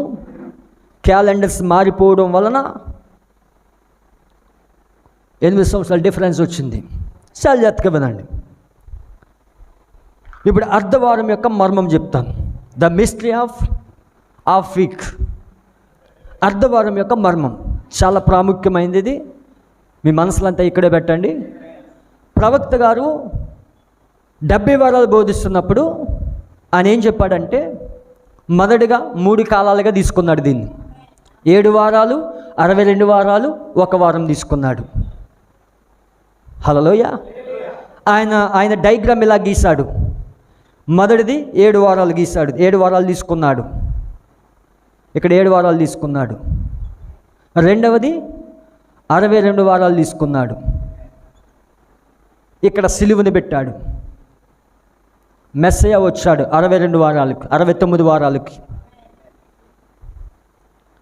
ఇక్కడ 7 + 62 కలిపితే 69 వారాలు. ఈ కాల వ్యవధి 69 వీక్స్. మెస్సయ్య వచ్చాడు. మెస్సయ్య వచ్చిన తర్వాత, మెస్సయ్య సిలువ వేయబడిన తర్వాత సువార్త అన్యుల వైపు తిరిగింది. హల్లెలూయా. దీని తర్వాత 1 వారం ఇక్కడ పెట్టాడు. ఇది 1 వారం. ఇది యూదులకు. 1 వారం మిగిలి ఉన్నదని చెప్పాడు ఆయన. ఈ డయాగ్రామ్ తీసుకున్నాడు ఆయన. దానియేలు 70 వారాలు బోధిస్తున్నప్పుడు ఇలా బోధించాడు. అందరికి అర్థమైందా? దానియేలు 70 వారాలు బోధిస్తున్నప్పుడు ఇలా బోధించాడు ఆయన. అయితే ముద్రలు బోధిస్తున్నప్పుడు 1963లో మన కాలపు ప్రవక్త ముద్రలు బోధించాడు. 1963కి మునుపు ఆయన అయ్యలారా ఇదేనా సమయము అనే వర్తమానం బోధించాడు. అయ్యలారా ఇదే నా సమయం అనే వర్తమానంలో ఆయనకు ఒక దర్శనం చూశాడు. 6 దర్శనాలకి అక్కడ 6 చూసిన కళలకు అర్థం చెప్పాడు. ఆ యొక్క మెసేజ్లో ఆయనకు ఒక దర్శనం ఇవ్వబడింది. ఆయన పశ్చిమమునకు వెళ్ళమని చెప్పింది. ఆ దర్శనంలో ఆయన పశ్చిమానికి వెళ్ళాడు. ఆయన మరి అమెరికాకి పశ్చిమం ట్యూషన్ అరిజోనాకి వెళ్ళాడు ఆయన. అరిజోనాకి వెళ్ళినప్పుడు అక్కడ సన్సెట్ పర్వతం పైకి వెళ్ళినప్పుడు 7 దూతలు ఆయన కలుసుకున్నాయి. 7 దూతలు ఎక్కడి నుంచి వచ్చాయంటే నిత్యత్వంలోంచి వచ్చాయి. నిత్యత్వంలోంచి 7 దూతలు ఆయన కలుసుకున్నప్పుడు, ఆ సన్సెట్ పర్వతం పైన 7 దూతలు కలుసుకున్నప్పుడు ప్రవక్త కూడా ఆ దూతల్లోకి కొనిపోబడ్డాడు. ఆ దూతలు ఏం చెప్పాయంటే 7 ముద్రలు విప్పే గడి ఆసన్నమైంది. నీవు జెఫర్సన్కి వీళ్ళకి వెళ్ళు, నీ సంఘంలో 7 ముద్రలు బోధించాలి నువ్వు అని ఆ దూతలు చెప్పినప్పుడు ప్రవక్త ఇప్పుడు పశ్చిమం నుంచి సొంత సంఘానికి వచ్చాడు. జెఫర్సన్ వీళ్ళకి వచ్చేసాడు ఆయన. మార్చి 17 నుంచి మార్చి 24 వరకు 7 ముద్రలు ప్రసంగం చేయడం మొదలుపెట్టాడు. తన సొంత సంఘంలో 7 ముద్రలు చెప్పడం మొదలుపెట్టాడు. హల్లెలూయా. 1963 ఫిబ్రవరి 28వ తారీఖున బలిష్ఠుడైన దూత దిగొచ్చాడు. విప్పబడిన పుస్తకంతో దిగొచ్చాడు ఆయన. ముద్రల గ్రంథాన్ని ఆయనకి ఇచ్చాడు ఆయన. విమోచన గ్రంథాన్ని ఆయనకి ఇచ్చాడు ఆయన. హల్లెలూయా. మరి ముద్రల పుస్తకం విప్పబడుతున్నప్పుడు 7వ దూత భూమి పైన ఉంటుందని, హల్లెలూయా, 7వ దూత పలుకుతున్న దినాలలోనే సమస్త మర్మములు సమాప్తమవుతాయని దేవుని యొక్క వాక్యం చదివిస్తున్నట్లుగా ప్రకటన 10 మన కాలంలో నెరవేర్పు జరిగింది. దేవుడు నామమున మహిమ కలుగాక. ఇప్పుడు ప్రవక్త గారు జెఫర్సన్ విల్కి వచ్చేసాడు ఆయన. ముద్రలు బోధించే సమయం ఆసన్నమైంది. ఇప్పుడు ముద్రలు బోధిస్తున్నప్పుడు ఆయన నోట్స్ తీసుకుని రాస్తున్నాడు. ఆయన నోట్స్ రాస్తూ ఉన్నాడు. ఇక్కడ ముద్రలు ఎప్పుడు బోధించాడంటే ప్రతి ముద్ర సాయంకాలం బోధించాడు. మీరు చూడండి, ముద్రల పుస్తకంలో ప్రతి ముద్ర సాయంకాలం బోధించాడు. ఆయన మొదటి ముద్ర బోధిస్తున్నప్పుడు నోట్స్ రాస్తూ ఉన్నాడు. లార్కిన్స్ ఏం చెప్పాడు, స్మిత్ ఏం చెప్పాడు, నోట్స్ రాస్తూ ఉన్నాడు ఆయన. అందరు ఇక్కడ ఉన్నారా? మొదటి ముద్ర తయారు చేస్తున్నాడు. మధ్యాహ్నం 12 గంటల సమయం అయింది. మధ్యాహ్నం 12 గంటల సమయంలో ఆయన రూమ్లోకి దూతొచ్చాడు. దేవుడు నామమున మహిమ కలుగాక. ఈ మాట ఎక్కడ చెప్పినాడంటే ఖాళీలో నిలిచిన వర్తమానంలో ప్రవక్త దాన్ని చెప్తా ఉన్నాడు. ప్రవక్త దాన్ని చదివి వినిపిస్తాను చూడండి. ఖాళీలో నిలుస్తా అనే వర్తమానంలో ప్రవక్త చెప్తా ఉన్నాడు. మంచిది. అది జరిగినప్పుడు అక్కడ నిలిచి చూసిన వారిలో ఒకరు ఈ ఉదయమని ఇచ్చట ఉన్నారు. ఆ పర్వతముల మీద రాళ్ళు నిజంగా దొర్లిపోయినవి. ఆ సమయంలో నేను 7 దూతలు చూశాను. చూశాడు 7 దూతల్ని. పర్వతం పైన ఎంతమంది చూశాడు ఆయన? 7 దూతలు చూశాడు. వాక్యం పైన పెట్టండి కాన్సన్ట్రేషన్. 7 దూతలు చూశాను. పిరమిడ్ ఆకారంలో ఉన్నవి. అవి దిగివచ్చి నన్ను పట్టుకొనినవి. దేవుని కొరకు 7 ముద్రలు విప్పుటకై నేను తూర్పునకు తీసుకుని రాబడుతుంది. తూర్పు అంటే జెఫర్సన్ విల్ ఆయన యొక్క సంఘం ఉన్నది. తూర్పుకు వచ్చాడు ఆయన. యేసు రాకడ ఆలస్యమైనచో నా ముని మనవడు చిన్న బిల్లిపాలు యొక్క కుమారుడు, పౌలు యొక్క కుమారుడు దాన్ని వినగలరు. ఈ వర్తమానం వినగలరు. ప్రవక్త యొక్క ముని మనవడు ఈ వర్తమానం వినగలరు. చిన్న పౌలు యొక్క కుమారుడు దాన్ని వినగలరు. ఎప్పటికైనా కానీ అది నిత్య సత్యముగానే నిలిచి ఉండును. సజీవ దేవుని శాశ్వత సత్యం అది. అది ఆ పర్వతము లోపల ముద్రించబడి ఉన్నది. అది రాయబడి లేదు. దానికి అనువాదం చెప్పబడవలను. నేను తిరిగి వచ్చినప్పుడు, ఆయన తిరిగి వచ్చినప్పుడు మొదటి దేవదూత, మొదటి దూత ఆ మొదటి రాత్రి ముద్రని విప్పింది. నా జీవితంలో వినని దానికి అది భిన్నముగా ఉన్నది. మీకు అది తెలియదు. అది జరిగినప్పుడు మీలో చాలామంది ఇచ్చట ఉన్నారు. మీలో చాలామందికి అది తెలియను. ప్రవక్త దగ్గరికి ఎవరు వచ్చారు? దూత వచ్చింది. మొదటి దూత వచ్చాడు ప్రవక్త దగ్గరికి. అప్పటికే మొదటి ముద్ర రాసేసాడు ఆయన. మొదటి ముద్ర అప్పటికే రాసేసాడు ఆయన. నోట్స్ ప్రిపేర్ చేశాడు ఆయన. కానీ ఆ నోట్స్ ప్రిపేర్ చేసినప్పుడు 12 గంటలకు దూత వచ్చింది. ప్రవక్త దీన్ని ఎక్కడ చెప్పాడంటే 7 ముద్రలో చెప్పాడు. 7 ముద్రలు. మొదటి ముద్రలో 36వ పారాగ్రాఫ్. వినడానికి సిద్ధంగా ఉన్నారా? వాక్యం అంటే నాకు చాలా ఇష్టం. ఎందుకంటే మన సంతోషం వాక్యంలో ఉన్నది. హల్లెలూయా. దేవుడు నామమున మహిమ కలుగును గాక. చూడు జాగ్రత్తగా వినండి. మొదటి ముద్ర 36వ పారాగ్రాఫ్. మరియు ఈరోజు జనులు ఆత్మ సంబంధులై ఉన్నారని పరిపూర్ణంగా మరి నేను నమ్ముచున్నాను. మీరు ఆత్మ సంపూర్ణంగా ఉన్నారా? హల్లెలూయా. వాక్యం వస్తున్నప్పుడు ఆత్మ సంపూర్ణంగా ఉండగలుగుతాం. ఈరోజు 12 గంటల సమయమున పరిశుద్ధాత్మ గదిలోనికి వచ్చి మొదటి ముద్ర బోధిస్తున్నప్పుడు సాయంకాలం ఆయన మొదటి ముద్ర బోధించాలి. ఉదయం 12 గంటలకు ఆల్రెడీ నోట్స్ ప్రిపేర్ అయిపోయింది.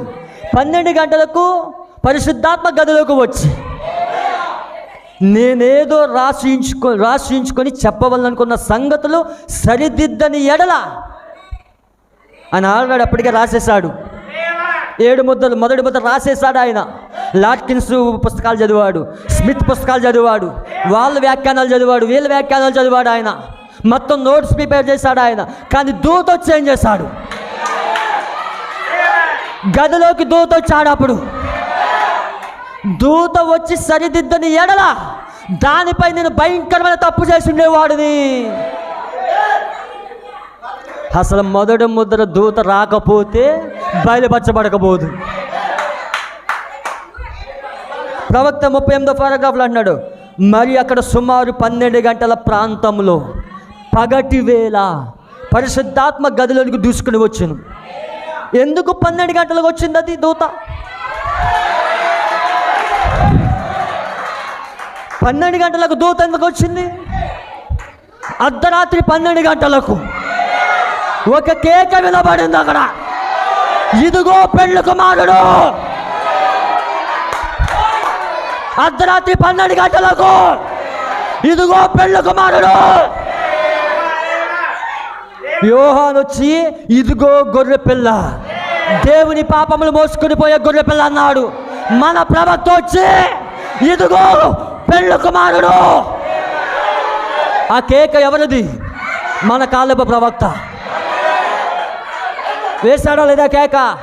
మత్తయి సువార్త 24వ అధ్యాయంలో బుద్ధి లేని కన్యకులు, బుద్ధి గల కన్యకులు, అర్ధరాత్రి వేళ కేక. ఆ కేక ఎవరికి అర్థమవుతుంది?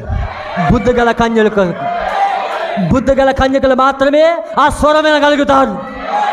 అందుకే 12 గంటలకు దూత వచ్చింది అక్కడ.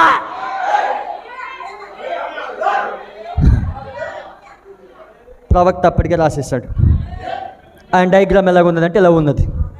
7 వారాలు, 62 వారాలు, సిలువ, సంఘకాలాలు, సచ్చేజెస్.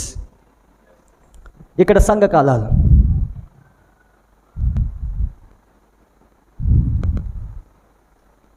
ఒక వారం మిగిలి ఉన్నది. ఇది డయాగ్రామ్.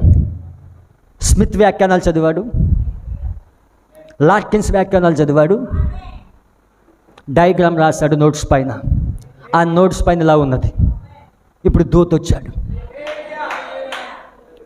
దూత వచ్చి ఏం రాస్తున్నావు అన్నాడు. ప్రవక్త నోట్స్లో డయాగ్రామ్ ఎలా ఉన్నది. దూత చూశాడు, దీన్ని కొట్టేయి అన్నాడు. ఏంటి, ఉదయకాలం నుంచి నేను లాట్కిన్స్ పుస్తకాలు చదివాను, స్మిత్ పుస్తకాలు చదివాను, మొత్తం మెసేజ్ అంతా రెడీ అయిపోయింది. దూత ఇప్పుడు కొట్టేయి అంటున్నాడు, దాన్ని సింపేయి అంటున్నాడు. ప్రవక్త చూస్తున్నాడు, నీ తలంపులు పెట్టొద్దు అక్కడ. నువ్వు నన్ను ఫాలో అవుతావా, లాట్కిన్స్ ఫాలో అవుతావా? నువ్వు నన్ను ఫాలో అవుతావా, స్మిత్ని ఫాలో అవుతావా? మొత్తం సింపేశాడు. ప్రవక్త దాన్ని కొట్టేశాడు డయాగ్రామ్. ఇప్పుడు నేను చెప్తా రాయి. ఇప్పుడు దూత గదిలోకి వచ్చి ముద్ర చెప్తున్నాడు ఆయన. మొదటి ముద్ర బోధిస్తున్నాడు ఆయన. ప్రవక్త మొదటి ముద్ర చెప్తున్నాడు. ఇప్పుడు నోట్స్ రాయడం మొదలుపెట్టాడు. ప్రవక్త నోట్స్ రాయడం మొదలుపెట్టాడు. తీసుకో, ఇక్కడ 7 వారాలు తీసుకో. 7 × 7 49 సంవత్సరాలు. అందరు కనిపిస్తుందా? ఇక్కడ 62 వారాలు తీసుకో. 62 × 7 434 సంవత్సరాలు. ఇక్కడ ప్రవక్త సిలువని ఇక్కడ పెట్టాడు. కానీ దూత వచ్చేయమన్నాడు తెలుసా? దూత వచ్చేయమన్నాడు తెలుసా?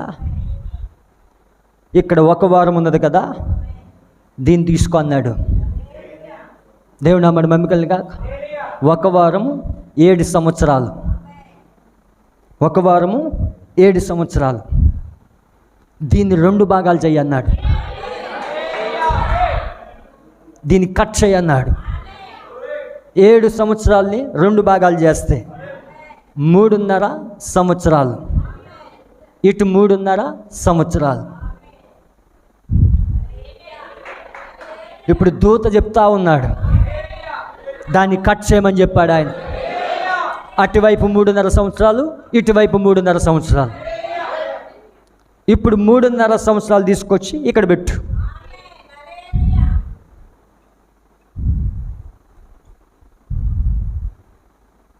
ఇది 3.5 సంవత్సరాలు ఇటువైపు, దాన్ని అక్కడ పెట్టు. సిలువని ఇక్కడ పెట్టు.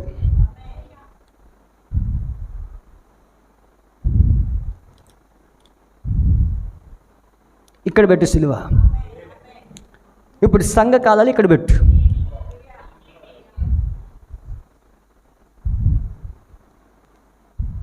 అందరికి అర్థమవుతుందా?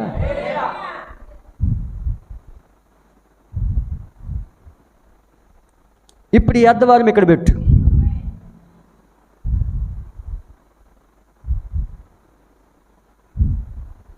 దేవుడు నామమున మహిమ కలుగును కాక. ఇప్పుడు దూత వచ్చి డయాగ్రామ్ మార్చేశాడు. దూత వచ్చిన తర్వాత డయాగ్రామ్ మారిపోయింది. ముందు 7 వారాలు, 7 వారాలు తీసుకున్నాడు ప్రవక్త. తర్వాత 62 వారాలు తీసుకున్నాడు. తర్వాత అర్ధవారం తీసుకున్నాడు. ఇదే 3.5 సంవత్సరాలు. అర్ధవారం ఇది. ఉంటున్నారా? దీని మొత్తం ఎంత అంటే 69.5 వారాలు. ఇప్పుడు లేఖనం దగ్గరికి వద్దాం. దేవుడు నామమున మహిమ కలుగును గాక. మొత్తం కలిపితే ఎంత? 7 + 62 69. ఇది అర్ధవారం. దీన్నే అర్ధవారం అంటాం. దీన్ని మీకు అర్థమయ్యే రీతిలో హాఫ్ వీక్ నోట్ చేసుకోండి. 69.5 వారాలు. అర్థమైందా? అర్ధవారం అంటే 3.5 సంవత్సరాలు. 7ని 2 భాగాలు చేస్తే 3.5 వస్తుంది. అందరికి అర్థమవుతుందా? 7 సంవత్సరాలు 2 భాగాలు చేస్తే 3.5 వస్తుంది. ఇప్పుడు లేఖనం దగ్గరికి వద్దాం. ఇది ఒక పాఠం. ఇది చాలా జాగ్రత్తగా వినండి. లేఖనం దగ్గరికి వద్దాం. దానియేలు గ్రంథము 9వ అధ్యాయం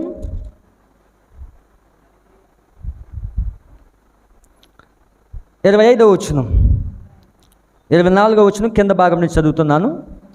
నీ జనమునకు పరిశుద్ధ పట్టణములకు 70 వారములు విధింపబడెను. ఉంటున్నారా? చాలా జాగ్రత్తగానండి. యెరూషలేమును మరలా కట్టించవచ్చునని ఆజ్ఞ బయలుదేరిన సమయం మొదలుకొని అభిషక్తుడు అధిపతి వచ్చే వరకు 7 వారములు పట్టినని స్పష్టంగా గ్రహించుము. 62 వారములు తొందరగల సమయములందు పట్టణపు రాజ్యవీధులను కందకములను మరలా కట్టబడును. ఈ 62 వారములు జరిగిన పిమ్మట ఏమీ లేకుండా అభిషక్తుడు నిర్మూలం చేయబడును. ఇక్కడ తెలుగులో ట్రాన్స్లేషన్ చాలా తప్పు ఉన్నది. మన తెలుగు బైబిల్లో చాలా తప్పులు ఉన్నాయి. అయితే ప్రత్యక్షత ద్వారా, దేవుడు చెప్పిన వర్తమానము ద్వారా దేవుడు తన వధువుకి బయలుపరుస్తాడు. హల్లెలూయ. ఈ 26వ వచనాన్ని ఇంగ్లీష్లో చదువుతున్నాను, వినండి. దానియేలు 9th chapter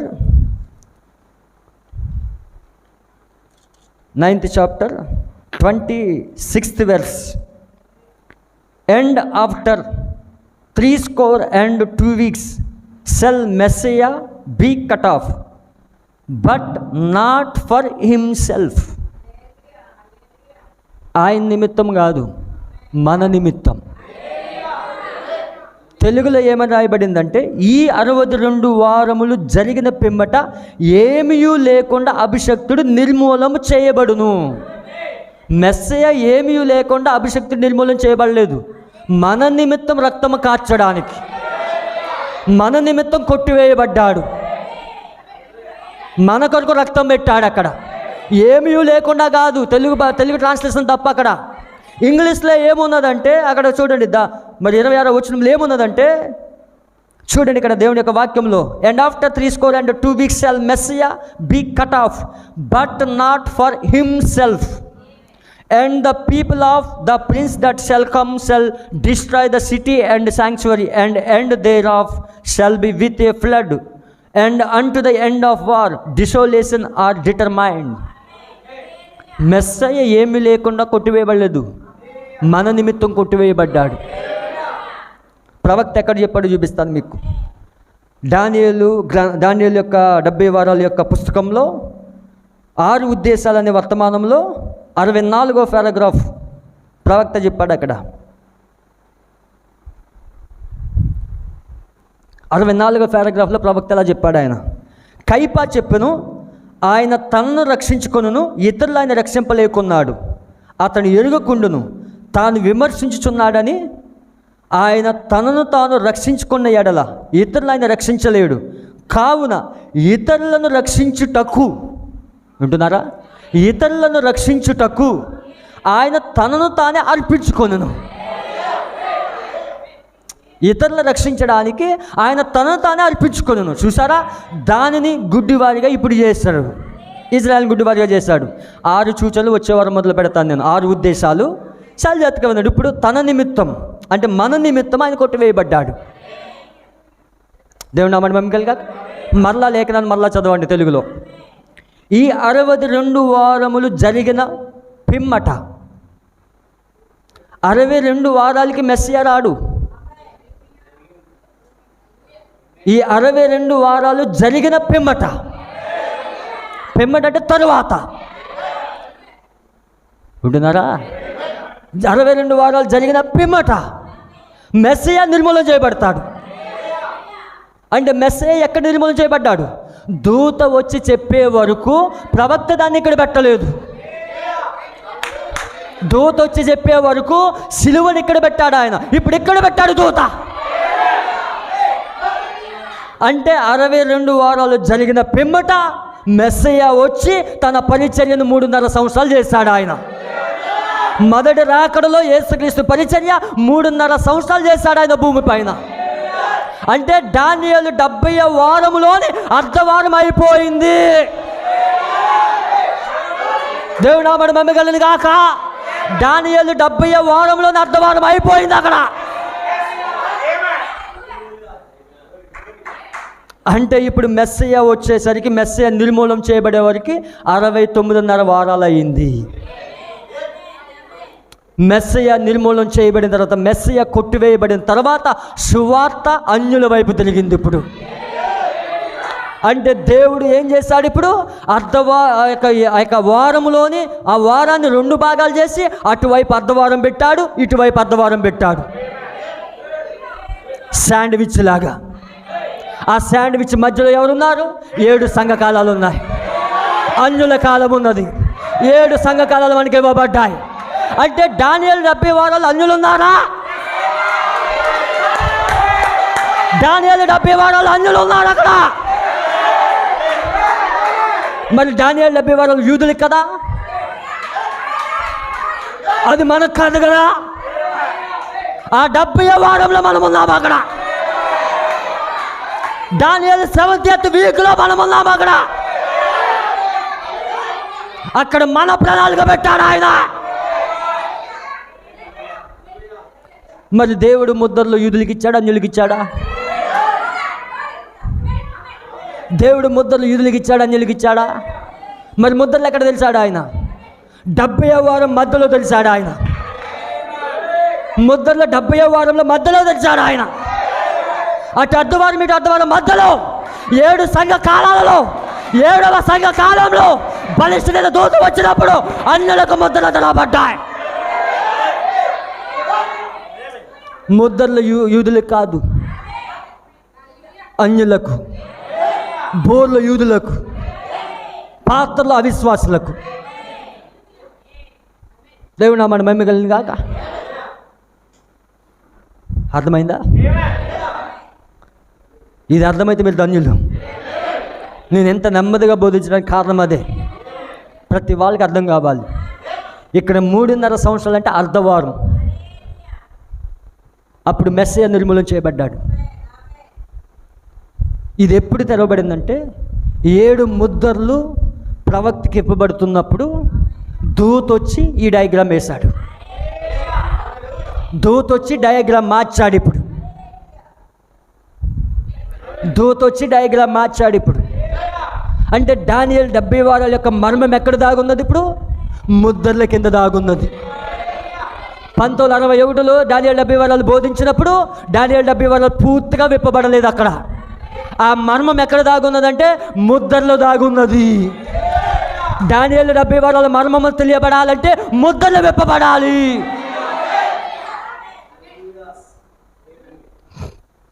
జాగ్రత్తగా వినండి.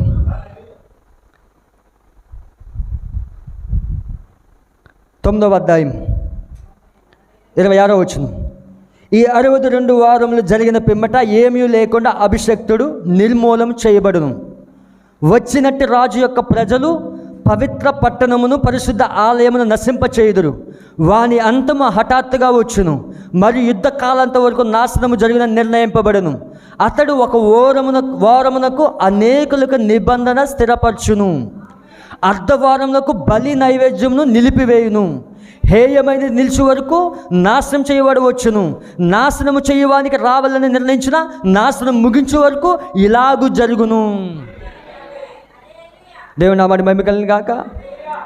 70 వారాల యొక్క ప్రణాళిక ఇక్కడ తెరవబడతా ఉన్నది. చాలా ఎత్తుకుందండి.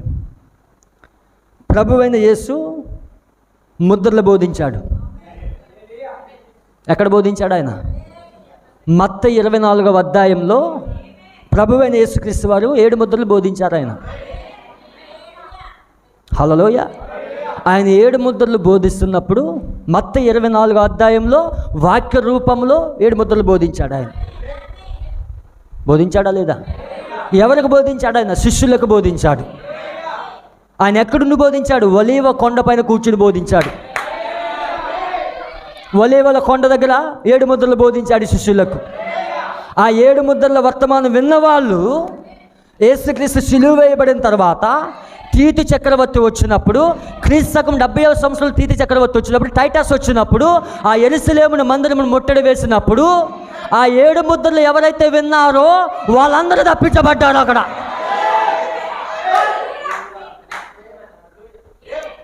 ఏడు ముద్రలు యేసు బోధిస్తున్నప్పుడు ఆయన ఎక్కడికి వెళ్ళాడంటే దానియేలు 9th చాప్టర్కి వెళ్ళాడు. దానియేలు 9th చాప్టర్కి వెళ్ళాడు. ఆయన వెళ్ళాడా లేదా? మత్తయి 24వ అధ్యాయము, దేవుడు మీ కన్నులు తెరిచిన గాక. మత్తయి 24వ అధ్యాయము 15వ వచనం.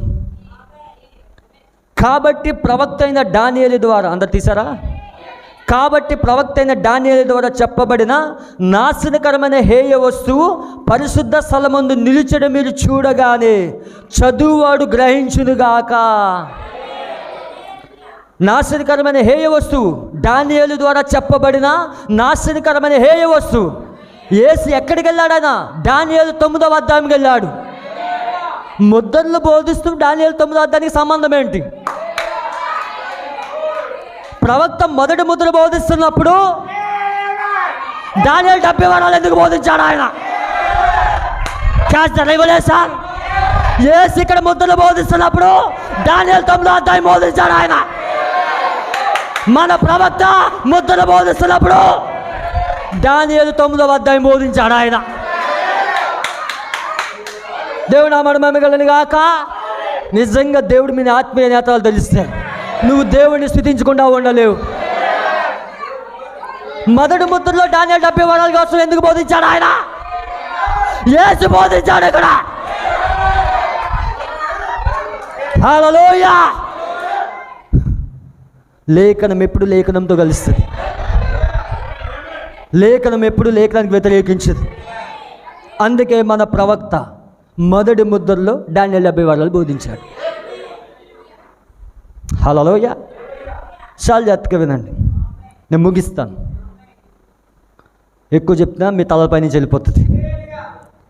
స్లోగా తీసుకెళ్తున్నాను, ఎందుకంటే దేవుని యొక్క వాక్యం మీ మనసులో నాటుకోవాలి. ఇది ఒక్కసారి వింటే అర్థమైపోతుంది. ఇంటికి వెళ్ళి ధ్యానించండి, లేఖనం టు లేఖనం చదవండి, ప్రవక్త వర్తమానం చదవండి. నేను ప్రసంగిస్తే మీకు అర్థమవుదు. పరిశుద్ధాత్మ మీకు సహాయం ఉండాలి, పరిశుద్ధాత్మ మీకు బోధించాలి, అంతరంగ బోధకుడిగా ఆయన ఉండాలి. ఆయన నీకు బోధించినప్పుడే స్పష్టంగా పిక్చర్ అనేది అర్థమవుతుంది. ఎందుకు దానియేలు 70 వారాలు మనం వినాలంటే, దానియేలు 70 వారాలలోనే నీ ఎత్తబాటు ఉన్నది. దానియేలు 70 వారాలు నీ ఎత్తబాటు ఉన్నది. అందుకే ఈ సబ్జెక్ట్ అంత ఇంపార్టెంట్. ఇది నీ ఎత్తబాటు తెలుసుకోవాలంటే దానియేలు 70 వారాల కోసం తెలుసుకోవాలి. అది యూదులు కాదు, మనకది. యూదుల యొక్క ప్రణాళికలోనే మన ప్రణాళిక దాచిపెట్టాడు దేవుడు. చూడండి, మొదటి ముద్రకి వెళ్తాను నేను. అందరు రెడీగా ఉన్నారా? మీరు సిద్ధంగా ఉంటే నేను ముందు తీసుకెళ్తా. హల్లెలూయా. సమస్య అంతా ఎక్కడ వచ్చిందంటే, 7 దూతలు వచ్చిన తర్వాత సమస్య స్టార్ట్ అయింది. ప్రవక్త దగ్గరికి దూత వచ్చినప్పుడు సమస్య స్టార్ట్ అయింది. ఈ డయాగ్రామ్ ఎప్పుడు మార్చబడిందంటే దూత వచ్చినప్పుడు. అందుకే ప్రవక్త ఏమన్నాడంటే, బూర్ల పండుగ వర్తమానంలో 7 దూతలు ఎప్పుడైతే నేను కలుసుకున్నానో ఈ పరిశుద్ధ గ్రంథం నూతన గ్రంథం అయిపోయింది అన్నాడు. ఆ 7 దూతలు ఎప్పుడైతే నేను కలుసుకున్నానో నా పరిశుద్ధ గ్రంథం నూతన గ్రంథం అయిపోయింది అన్నాడు. పరిశుద్ధ గ్రంథం నూతనం అయిపోయిన కొత్త బైబిల్ తెచ్చుకోలేదా ఆయన? అవే లేఖనాలు ఇప్పుడు విప్పబడతా ఉన్నాయి, వాక్యం తరాబడతా ఉన్నది. దేవుని నామమున మహిమ కలుగును గాక. హల్లెలూయా. ఇప్పుడు దూత వచ్చిన తర్వాత డయాగ్రామ్ మారిపోయింది. ఇక్కడ చాలా జాగ్రత్తగా వినండి. మీకు 7 ముద్రల్లో ప్రవక్త అర్ధవారం కోసం ఎక్కడెక్కడ బోధించాడో మీకు చూపిస్తాను. అందరు రెడీగా ఉన్నారా?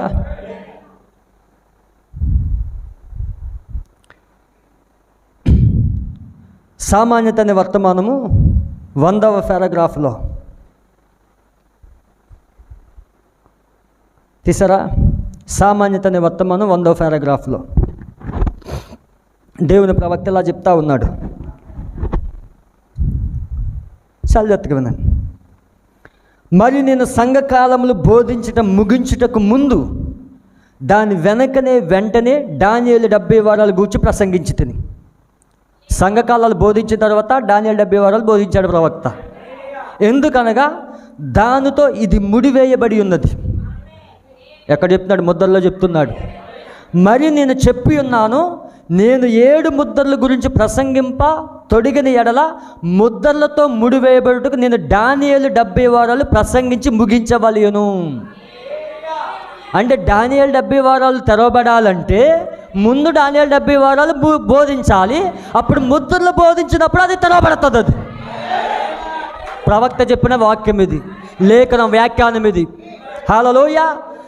ఇంకా ఒక్కటి మాత్రం మిగులున్నది. మరి 7 ముద్రలతో ముద్రించబడిన గ్రంథములోని 5వ అధ్యాయం మరి రాత్రి దాన్ని తీసుకుందామని చెప్తున్నాడు.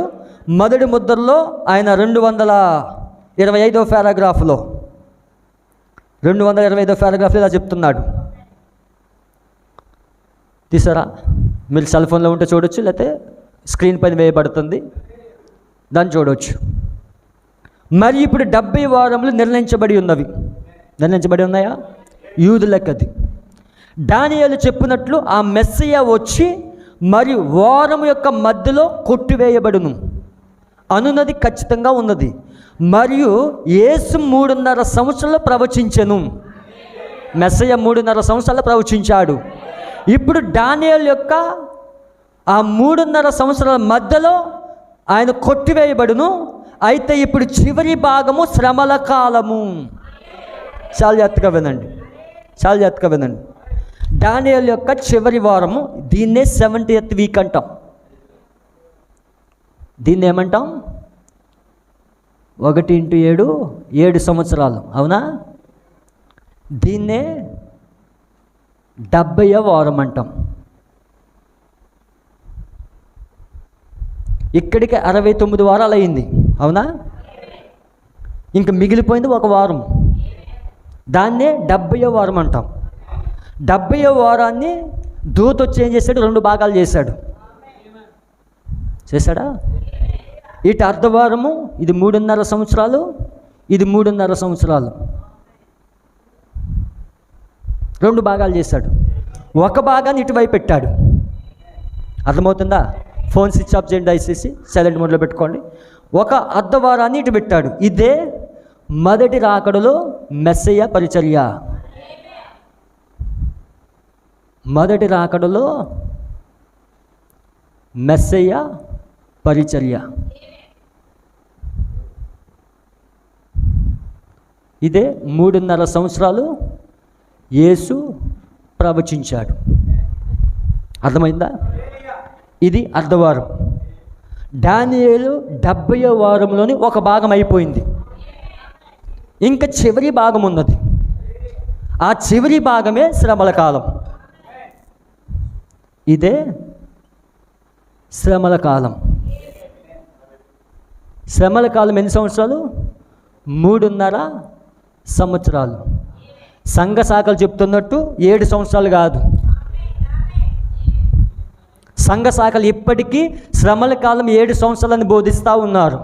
అది రాంగ్ డాక్ట్రిన్. అది ప్రవక్తకి ముద్రలు తెరవబడిన తర్వాత ప్రవక్తకి దేవుడు ఏం బయలుపరిచాడంటే శ్రమల కాలం ఇంకా 3.5 సంవత్సరాలు మాత్రమే మిగిలి ఉన్నది. దానియేలు జనులకు ఇంకా 3.5 సంవత్సరాలు మాత్రమే మిగిలి ఉన్నది. 7 సంవత్సరాలు లేవు అక్కడ. దానియేలు 70 వారాలు బోధిస్తున్నప్పుడు ప్రవక్త 1 వారం మిగిలి ఉందన్నాడు. ముద్రలు తెరవబడిన తర్వాత ఇంకా అర్ధవారం మిగిలి ఉన్నదని చెప్పాడు ఆయన. అంటే ఇప్పుడు దానియేలు జనులకు 3.5 సంవత్సరాలు మాత్రమే మిగిలి ఉన్నది. అంటే దానియేలు 70వ వారంలోని చివరి అర్ధవారం ప్రారంభమయ్యే ముందు వదిలెత్తబడాలి. దేవుడు నామమున మహిమ గాక. నీ ఎత్తబాటు ఎక్కడ దాగున్నది? ఇప్పుడు 70వ వారంలో దాగున్నది ఇక్కడ. హల్లెలూయా. దేవుడు ఇక్కడ నీ ఎత్తబాటు దాచించాడు ఆయన. అంటే దానియేలు యొక్క జనులకు చివరి అర్ధవారం ప్రారంభమయ్యే ముందు ఎత్తబడాలి వధువు. ఇక్కడ వధువు ఎత్తబడిన తర్వాత దానియేలు జనులకు చివరి అర్ధవారం ప్రారంభమవుతుంది అక్కడ. దేవుడు నామమున మహిమ కలుగును గాక. ప్రణాళిక ఎంత స్పష్టంగా దేవుడు తెలుస్తున్నాడో చూడండి. అంటే నీ ఎత్తబాటు ఎక్కడ దాగున్నది? 70వ వారంలో దాగున్నది. నువ్వు వధువు భూమిపైన ఎత్తబడినప్పుడే దేవుడు యూదుల వైపు తిరుగుతాడు. దేవుడు యూదుల వైపు తిరగాలంటే ఇక్కడ నీ ఎత్తబాటుతో సంబంధం ఉన్నది. నీ ఎత్తబాటుతో సంబంధం ఉన్నది. అందుకే ఆయన 1963లో ఏం తీసుకొచ్చాడు? ఆర్భాట వర్తమానం తీసుకొచ్చాడు. ప్రధాన దూత శబ్దం తీసుకొచ్చాడు ఆయన. ఇప్పుడు దేవుడి బూర, కడబూర, అది మధ్యాకాశంలో కానీ వచ్చినప్పుడు, వధువు సజీవంగా ఎత్తబడినప్పుడు దానియేలు జనులకు చివరి అర్ధవారం ప్రారంభమవుతుంది. దేవుడు నామమున మహిమ కలుగును గాక. అందరికి అర్థమైందా? చాలా జాగ్రత్తగా వినండి. అయితే ఇప్పుడు చివరి భాగము శ్రమల కాలం. డినామినేషన్ ప్రీచింగ్, మన ప్రీచింగ్ తేడా అర్థమైందా? వాళ్ళు 7 సంవత్సరాలు శ్రమల కాలం అని బోధిస్తారు. శ్రమల్లో ఉండి ఎత్తబాటుతామని చెప్తారు. నిజంగా వాళ్ళు శ్రమల్లోకి వెళ్తారు, వాళ్ళే చెప్తున్నారు. మనం శ్రమలకు ముందే ఎత్తబడతామని మనం చెప్తున్నాం. వాళ్ళు చెప్పింది వాళ్ళకి అన్వయిస్తాడు దేవుడు. హల్లెలూయా. వాళ్ళు నమ్ముతుంది అదే, కానీ మనం నమ్ముతుంది ఒక కనుబాంబు కూడా భూమి పైన పడకుండా, హల్లెలూయా, శ్రమలు భూమి పైన తాకకుండా వధువు భూమి పైన తీసుకొని పోబోతుంది. మన ప్రవక్త అలా బోధించాడు దాన్ని. మన ప్రవక్త బోధించింది అబ్సల్యూట్లీ కరెక్ట్. అది అదే అంతిమం, ఇంకా అదే తుది. అది ఇప్పుడు చివరి భాగం శ్రమల కాలం. అక్కడ అన్యజనులు సంఘం ఉండును. హో, ఇది చాలా గొప్పగా ఉన్నది.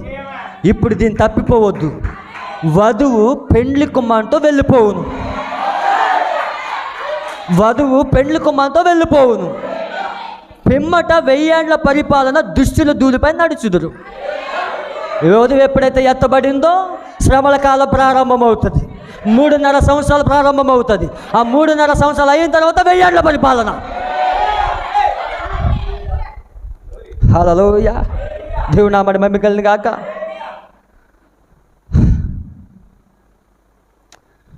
వింటారా? దేవుడు నామడి మహిమ కలుగును గాక. ఇంకొక లేఖనం చూద్దాం మనం. ప్రవక్త చెప్పిన కొటేషన్, మొదటి ముద్ర 333వ పారాగ్రాఫ్. 333వ పారాగ్రాఫ్.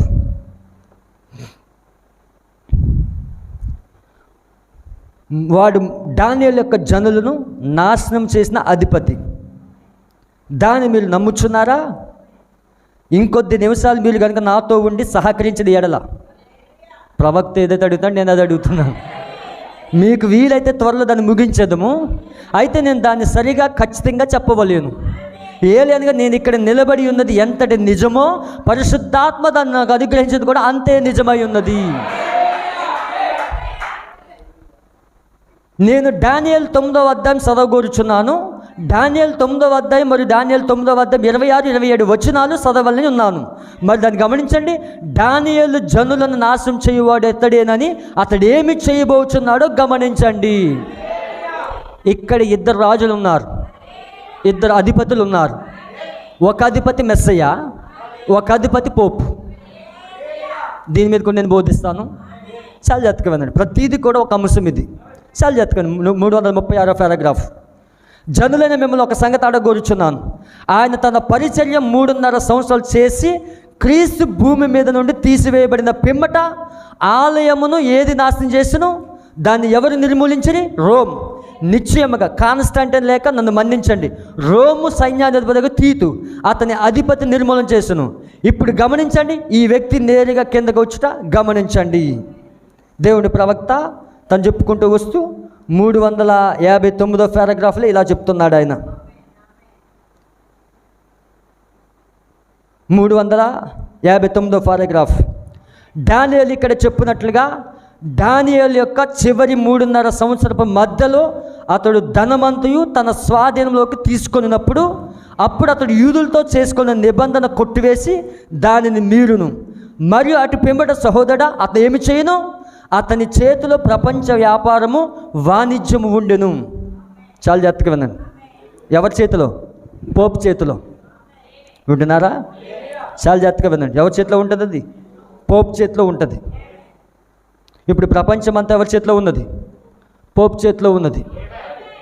దానియేలు ఆ యొక్క దర్శనంలో చెప్పినట్లుగా 4 రాజ్యాలు ప్రపంచాన్ని ఏలాయి లేదా? మొదటిగా బబులోను చక్రవర్తి ఏలాడు, తర్వాత మాదీలు పారసికులు ఏలారు, 3వది గ్రీకులు రాజు అలెగ్జాండర్ ఏలాడు, తర్వాత అన్యుల రోము పరిపాలించింది. ఇప్పుడు పాదముల యొద్ద అన్యుల రోమే పోపు రోముగా మారి ప్రపంచాన్ని పరిపాలించబోతున్నది. ఇప్పుడు మరలా ప్రపంచంలో 1 గవర్నమెంట్ రాబోతూ ఉన్నది, ఒకే ప్రభుత్వం రాబోతూ ఉన్నది. ఆ ఒకే ప్రభుత్వానికి నాయకుడు ఎవరంటే పోపు అయి ఉన్నాడు. దాని గురించే ప్రవక్త చెప్తా ఉన్నాడు. ఇప్పుడు ప్రపంచ ధనమంతా ఎవరి చేతిలో ఉంటుంది? పోపు చేతిలో ఉంటుంది. ఇప్పుడు నిబంధన ఎక్కడ చేస్తాడు? ఇంకా మిగిలింది వాళ్ళకి అర్ధవారం, వారం కాదు, అర్ధవారం మిగిలింది. ఇప్పుడు అర్ధవారంలోనే ఇక్కడ నిబంధన జరుగుతుంది. ఇప్పుడు దానియేలు గ్రంథం 9వ అధ్యాయం తెద్దాం. ఈ విషయాన్ని చెప్పి నేను ముగిస్తాను. దానియేలు గ్రంథము 9వ అధ్యాయం 27వ వచనం.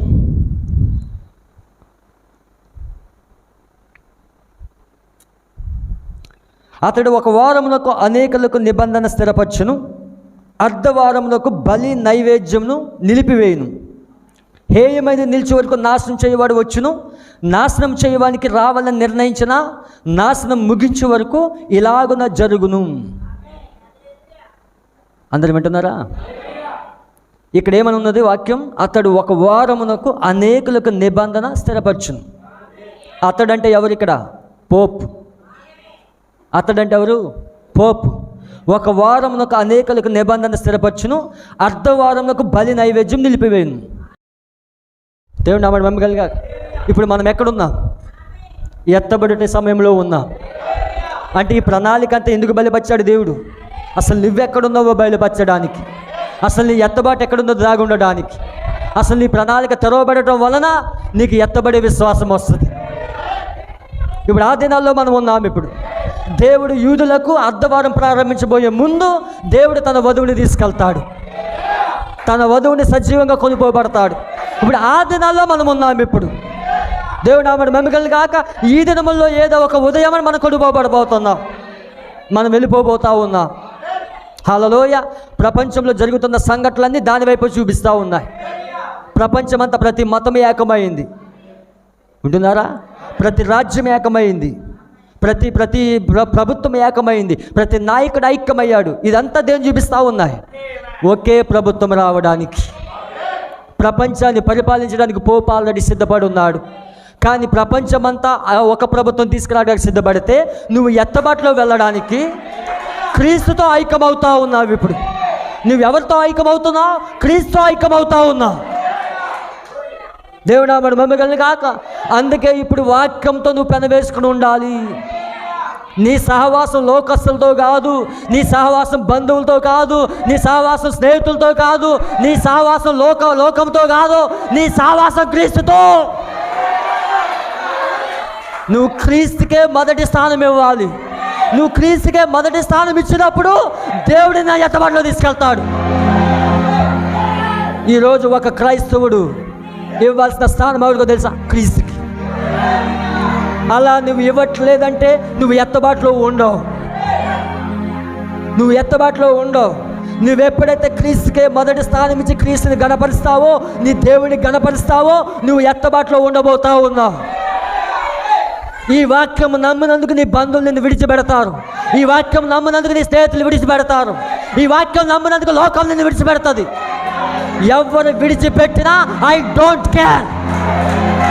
నువ్వు క్రీస్తుతో ఐక్యమవ్వాలి. అలా నీ తీర్మానం లేకపోతే నువ్వు ఎత్తబడవు. ప్రియమైన సంగమా, నువ్వు కూడా ఇలా నిలబడవలసి ఉన్నది. ప్రియమైన వధువా, నువ్వు కూడా నిలబడవలసి ఉన్నది. వాక్యం కనుక నిలబడే గడియ అది. ఎప్పుడైతే వాక్యం కనుక నువ్వు నిలబడతావో క్రీస్తు నిన్ను వెత్తబాటులోకి తీసుకెళ్తాడు. నువ్వు వాక్యంతో అంత పెన వేసుకోవాలి. ఎత్తబడటం అంత ఈజీ కాదు. ఎత్తబడటం అందరికీ కాదు. క్రీస్తుతో ఐక్యమైన వాడికి. ఎత్తబడటం అందరికీ కాదు.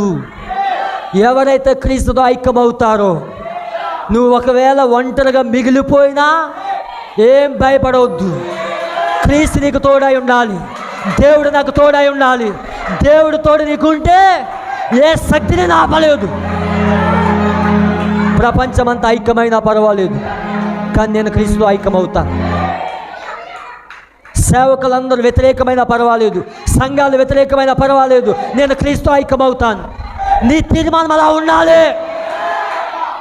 ఇది సంఘాలతో ఐక్యమయ్యే కాలం కాదు. ఇది పాస్టర్లతో ఐక్యమయ్యే కాలం కాదు. ఇది క్రీస్తుతో ఐక్యమయ్యే కాలం. ఇది దేవుడు ఆ పరిస్థితి నీకు తీసుకొస్తాడు. నా ప్రియమైన సోదరుడు, ఇంత ప్రణాళిక ఎందుకు తెలుస్తున్నాడో తెలుసా? నిన్ను లోకం నుంచి వేరు చేయడానికి. ఇంత ప్రణాళిక నీకు ఎందుకు తెలుస్తున్నాడో తెలుసా? లోకముని నిన్ను వేరు చేయడానికి.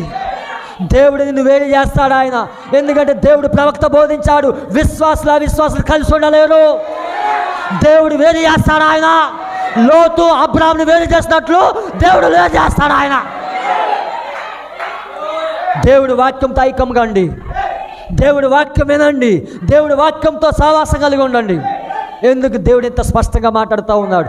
ఎందుకు ప్రీమియర్స్ వేస్తూ ఉన్నావు? నువ్వు దేవుడి వాక్యంతో ఐక్యం అవ్వాలి. ప్రతి క్షణము, ప్రతి యొక్క నిమిషము దేవుడి తలంపులతో నింపబడాలని, నీ ప్రతి అనువనమున వాక్యం ఉండాలని దేవుడు ఆశిస్తున్నాడు. క్రీస్తు సారూప్యం అంటే ఒక్క రోజులో వచ్చేసి ఎత్తబడిపోయేది కాదు. అది ఒక గంటలో వచ్చేసేది కాదు. అది ఒక నిమిషంలో వచ్చేది కాదు. నువ్వు ప్రతిరోజు దేవుడితో నడుస్తూ ఉన్నప్పుడు, దేవుడి వాక్యంతో నడుస్తూ ఉన్నప్పుడు, ఆయన వాక్యంతో నీతో మాట్లాడుతూ ఉన్నప్పుడు, ఆయన సారూప్యం నీలోకి వచ్చినప్పుడు అది ఒక ప్రాసెస్ అయి ఉన్నది. అది ఒక విధానం అయి ఉన్నది. అది ఒక గంటలోనికి రాదు, కొద్ది రోజుల్లోనికి రాదు. దేవుడితో నడుస్తూ ఉన్నప్పుడు అది వస్తూ ఉంటుంది.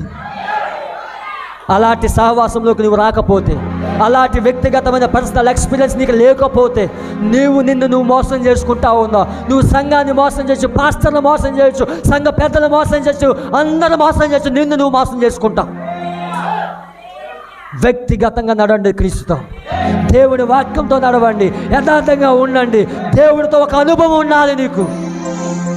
ఇక్కడ డబ్బు శాశ్వతం కాదు, వాక్యమే శాశ్వతమైంది. రాజ్యాలన్నీ విఫలమైపోతూ ఉన్నాయి, ప్రభుత్వాలన్నీ పతనమవుతూ ఉన్నాయి, ఆర్థిక వ్యవస్థ అంతా పతనమైపోతూ ఉన్నది. ఆల్రెడీ మన ప్రవక్త బోధించాడు, దేశాలన్నీ చిన్న భిన్నమైపోతూ ఉన్నాయి. భయపడదు, నేను ఎలా బ్రతకాలనేది దేవుని పైన ఆధారపడింది. ఆకాశ పక్షులను చూడండి, అవి విత్తవు కోయవు అన్నాడు ఆయన, కానీ వాటిని పోషించగల దేవుడు నిన్ను పోషించగలుగుతాడు ఆయన. నా ప్రియమైన సోదరి సోదరా, నీ అప్పుల కోసం ఆలోచిస్తున్నావేమో, ఆలోచించవద్దు, దేవుడి సమస్తము సాధ్యమే. ఎలా ఎత్తబడాలో ఆలోచించు, ఎలా క్రీస్తుతో నడవాలో ఆలోచించు, ఎలా దేవుడితో నడవాలో ఆలోచించు. ఆ గడియకు నువ్వు రాకపోతే, ఆ సిద్ధపాటు నీకు లేకపోతే నువ్వు ఎత్తబడి మిస్ అవుతావు. ఇంత వాక్యం తెలుసుకుని ఎత్తబడి మిస్ అవుతే నీ జీవితంలో ఏం సాధించినట్టు, నీ జీవితంలో ఏం పోగొట్టుకుంటాం నీకు తెలుసా?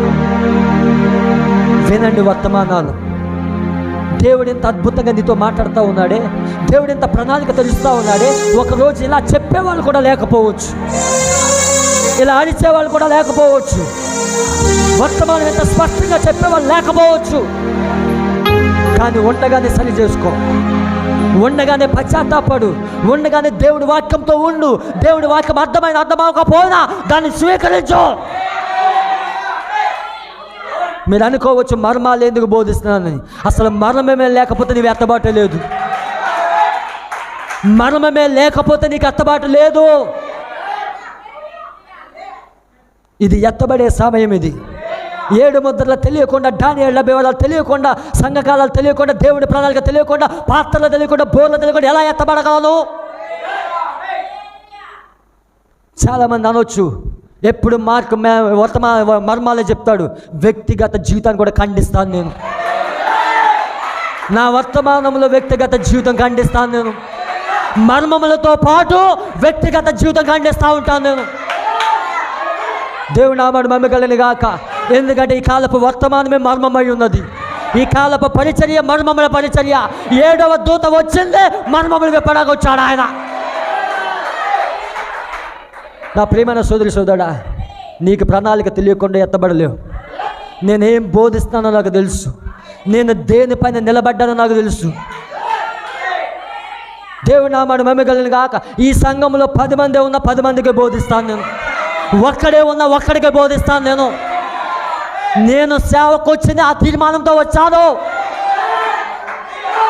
జనాలను పోగు చేయడానికి రాలేదు నేను, గుంపుని సమకూర్చడానికి రాలేదు నేను, వర్తమానం ప్రకటించడానికి వచ్చాను. దేవుడి ప్రవక్త కాలపు వర్తమానం ఎంత స్పష్టంగా బోధించాడో దాన్ని మరి వివరించడానికి వచ్చాను నేను. ప్రవక్త ఏదైతే చెప్పాడో దాన్ని చెప్పడానికి వచ్చాను. నేను చెప్పింది ప్రతిదీ ప్రవక్త చెప్పింది. ప్రవక్త వర్తమానంలో నుండే చెప్తా ఉన్నాను నేను. ప్రవక్త వర్తమానం దాటి దేన్ని చెప్పను. ఎందుకంటే నా కాలానికి ఒక ప్రవక్తను పంపించాడు, నా కాలానికి, నా యుగానికి 7వ దూతను పంపించాడు ఆయన. ఈ చాట్లు తయారు చేస్తున్నది నా టాలెంట్ చూపించుకోవడానికి కాదు, దేవుని వాక్యం ప్రతి సామాన్యుడికి అర్థమయ్యేటట్లుగా బోధించడానికి ఈ ప్రయాసంతా కూడా. దేవుని నామమున మహిమ కలుగును గాక. వర్తమానం స్పష్టంగా అర్థం కావాలి. అందుకే నేను ఏది చెప్పినా బైబిల్ బేస్ చేసుకొని చెప్తాను, వర్తమానాన్ని బేస్ చేసుకొని చెప్తాను. ఎందుకంటే దేవుడి కాలంలో ప్రతి మర్మాన్ని దాచి ఉంచాడు ఆయన. 7వ దూత ద్వారా దాన్ని బయలుపరిచాడు ఆయన. ఎవడు మాట్లాడినా 7వ దూత వర్తమానంతో మాట్లాడాలి. అలా నువ్వు మాట్లాడకపోతే, సంఘానికి పూర్తి ప్రణాళిక బయలుపరచబడకపోతే, సంఘానికి ప్రణాళిక బయలుపరచకుండా సంఘం ఎత్తబాటులోకి వెళ్ళదు.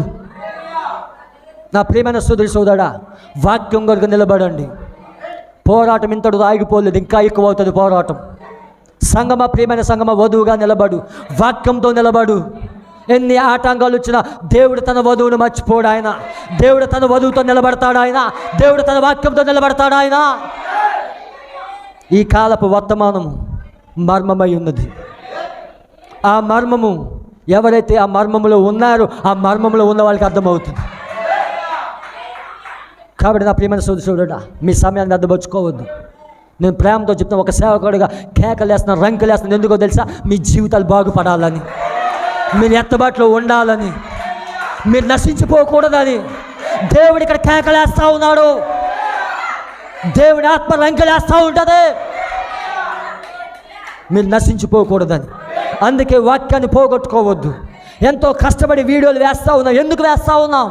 నువ్వు వాక్యంలో ఎదగాలని, నువ్వు వాక్యంలో ఇంకా అభివృద్ధి చెందాలని, వాక్యంలో విశ్వాసం ఇంకా నిలపబడాలని ఈ ప్రీమియర్స్ వేస్తూ ఉన్నాం. కాబట్టి నా ప్రియమైన సోదరుడా, డోంట్ మిస్అండర్స్టాండ్. దేవుని వాక్యం అపార్థం చేయవద్దు. దేవుడు తన వాక్యం కొరకు నిలబడతాడు. ప్రతి కాలంలో ఆయన చిన్న గుంపు కలిగి ఉన్నాడు. ఆ చిన్న గుంపుతోనే ఉంటాడు దేవుడు. దేవుడు పెద్ద జన సమూహాలతో ఉండడు, చిన్న గుంపుతో ఉంటాడు. ప్రపంచవ్యాప్తంగా వధువు ఉన్నది. ఆ వధువు కొరకు దేవుడు నిలబడతాడు. ఈ కాలంలో వాక్యంతో నిలబడండి, వాక్యంతో నడవండి. నేను మరలా చెప్తా ఉన్నాను ప్రేమతో, హానోకు నడిచినట్లు నడవకపోతే నువ్వు ఎత్తబడవు. నువ్వు ఎత్తబడాలంటే ఈ కాలపు వర్తమానంలో ఎత్తబడే విశ్వాసం ఉన్నది. దేవుడు నామడి మమ్మికలను గాక. ప్రవక్త వర్తమానం ప్రతి సామాన్యుడికి అర్థమవుతుంది, ప్రతి సామాన్యుడికి అర్థమవుతుంది. మర్మము ప్రతి సామాన్యుడికి అర్థమవుతుంది.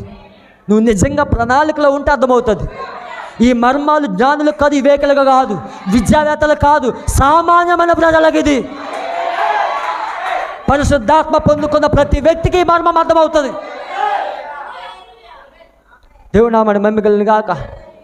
అందరు లేచి నిలబడదాం. దేవుడు ఖచ్చితంగా మిమ్మల్ని దీవించాలని కోరుతా ఉన్నాను. దేవుడు మిమ్మల్ని ఆశీర్వదించాలని నేను కోరుతా ఉన్నాను. Thank you Lord, thank you Jesus. దేవుని స్తుతిద్దాం. రెండు హస్తాలు ఎత్తి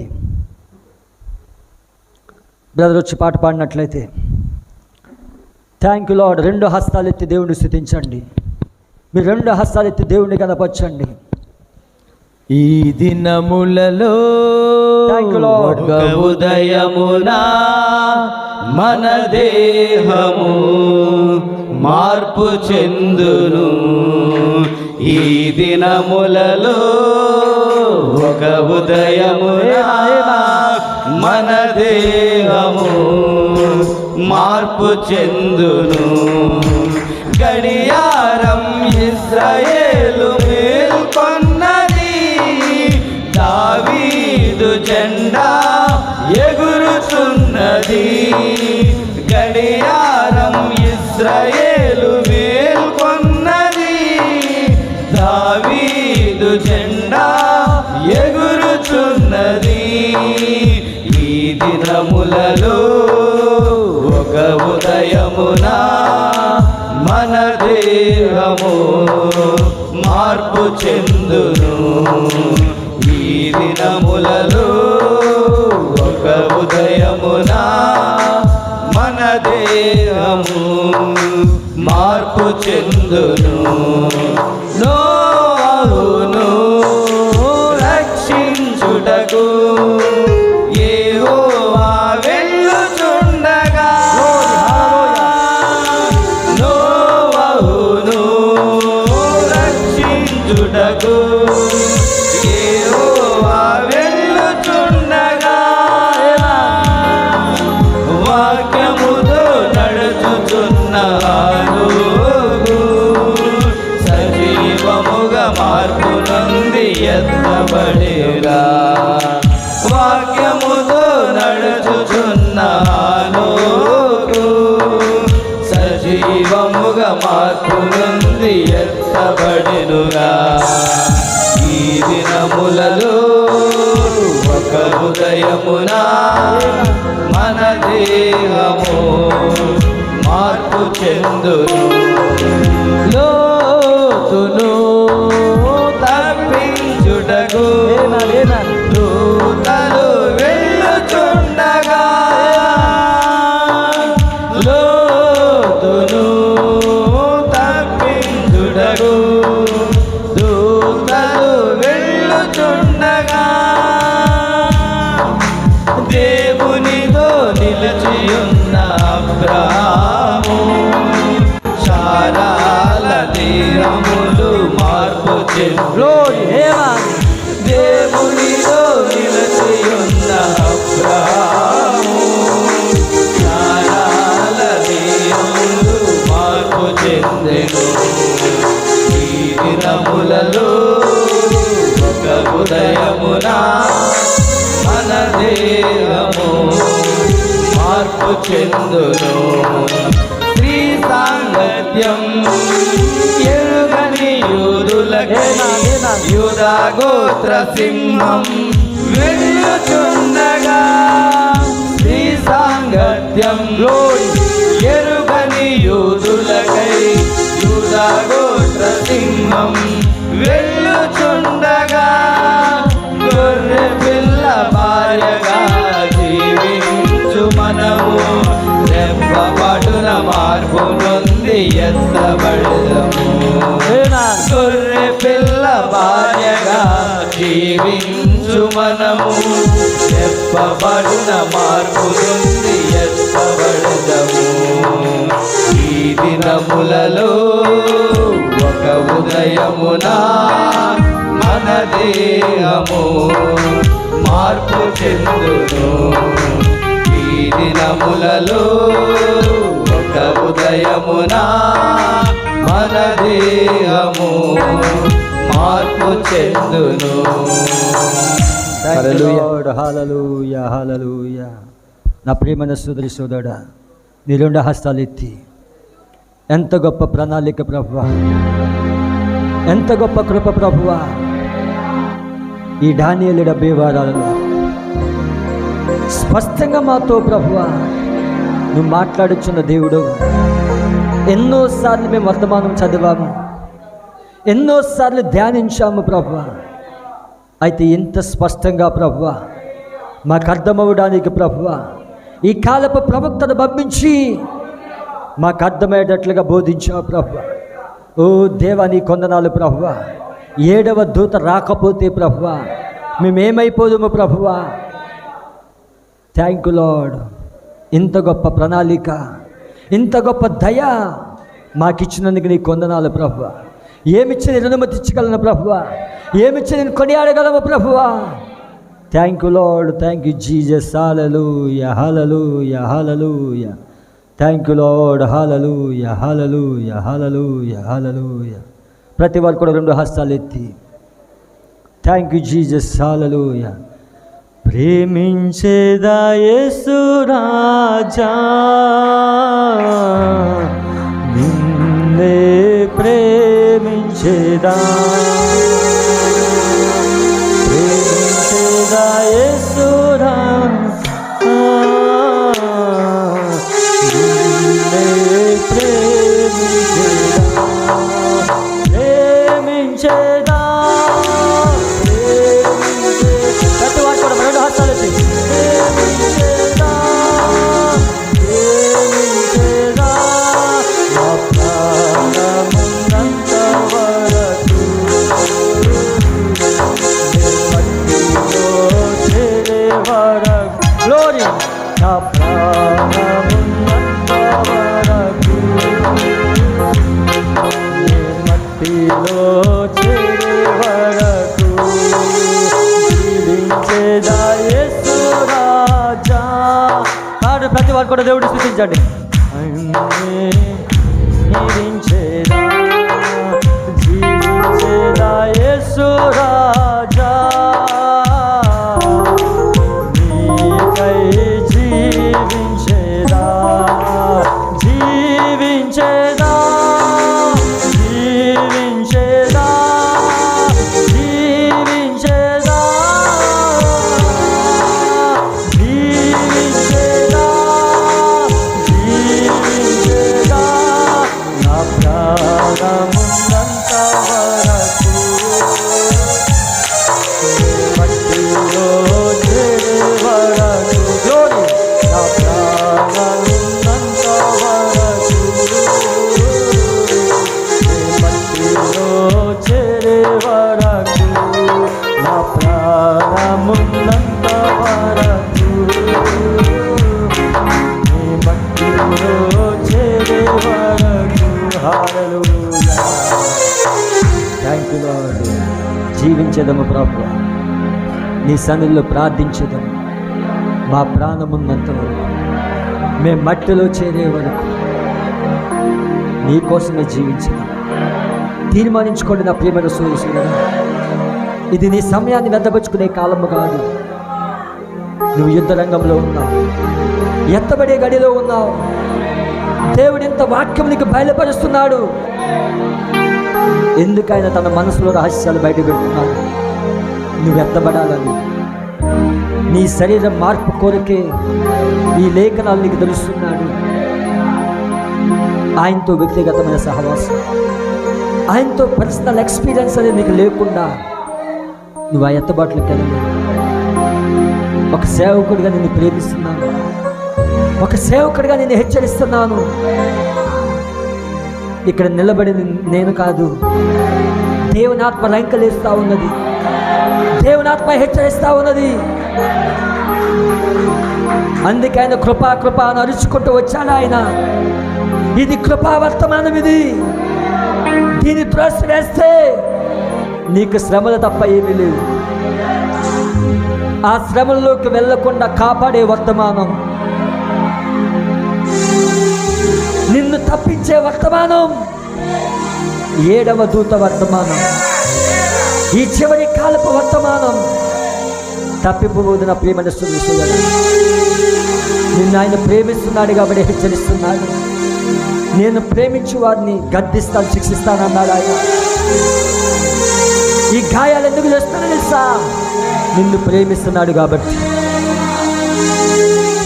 తప్పిపోవద్దని కృపను, పోగొట్టుకోవద్దని కృపను. ఆయన రక్తాన్ని ఆశ్రయించు, ఆయన వర్తమానం కిందకు వచ్చి ఆరాధించు. Don't miss this grace. ఈ కృపను పోగొట్టుకోవద్దు. ప్రార్థించుకుందాం. పరిశుద్ధుడా, మహోన్నతుడా, సర్వాధికారి, సర్వశక్తిమంతుడా, నీకు వందనాలు ప్రభువా. ఈ ఉదయము ప్రభువా అద్భుతంగా మాతో మాట్లాడినందుకు నిన్ను స్తుతిస్తున్నాము ప్రభువా. ఎంతో స్పష్టంగా నీ ప్రణాళిక తెలుస్తున్నందుకు నీకు వందనాలు ప్రభువా. సంఘాన్ని దీవించు నాయనా, ఆశీర్వదించు దేవా. ఇంకా ఎవరైనా అర్థం కాని వాళ్ళు ఉంటే వారికి నీ పరిశుద్ధాత్మ ద్వారా అర్థమైనట్లుగా సాయం చేయండి. వారిలో ఉన్న అంతరంగ బోధకుడు ఈ లేఖనాలు తెలిసిన గాక. ఒక మనిషి మాకు లేఖనాలు తెలవలేడు ప్రభువా.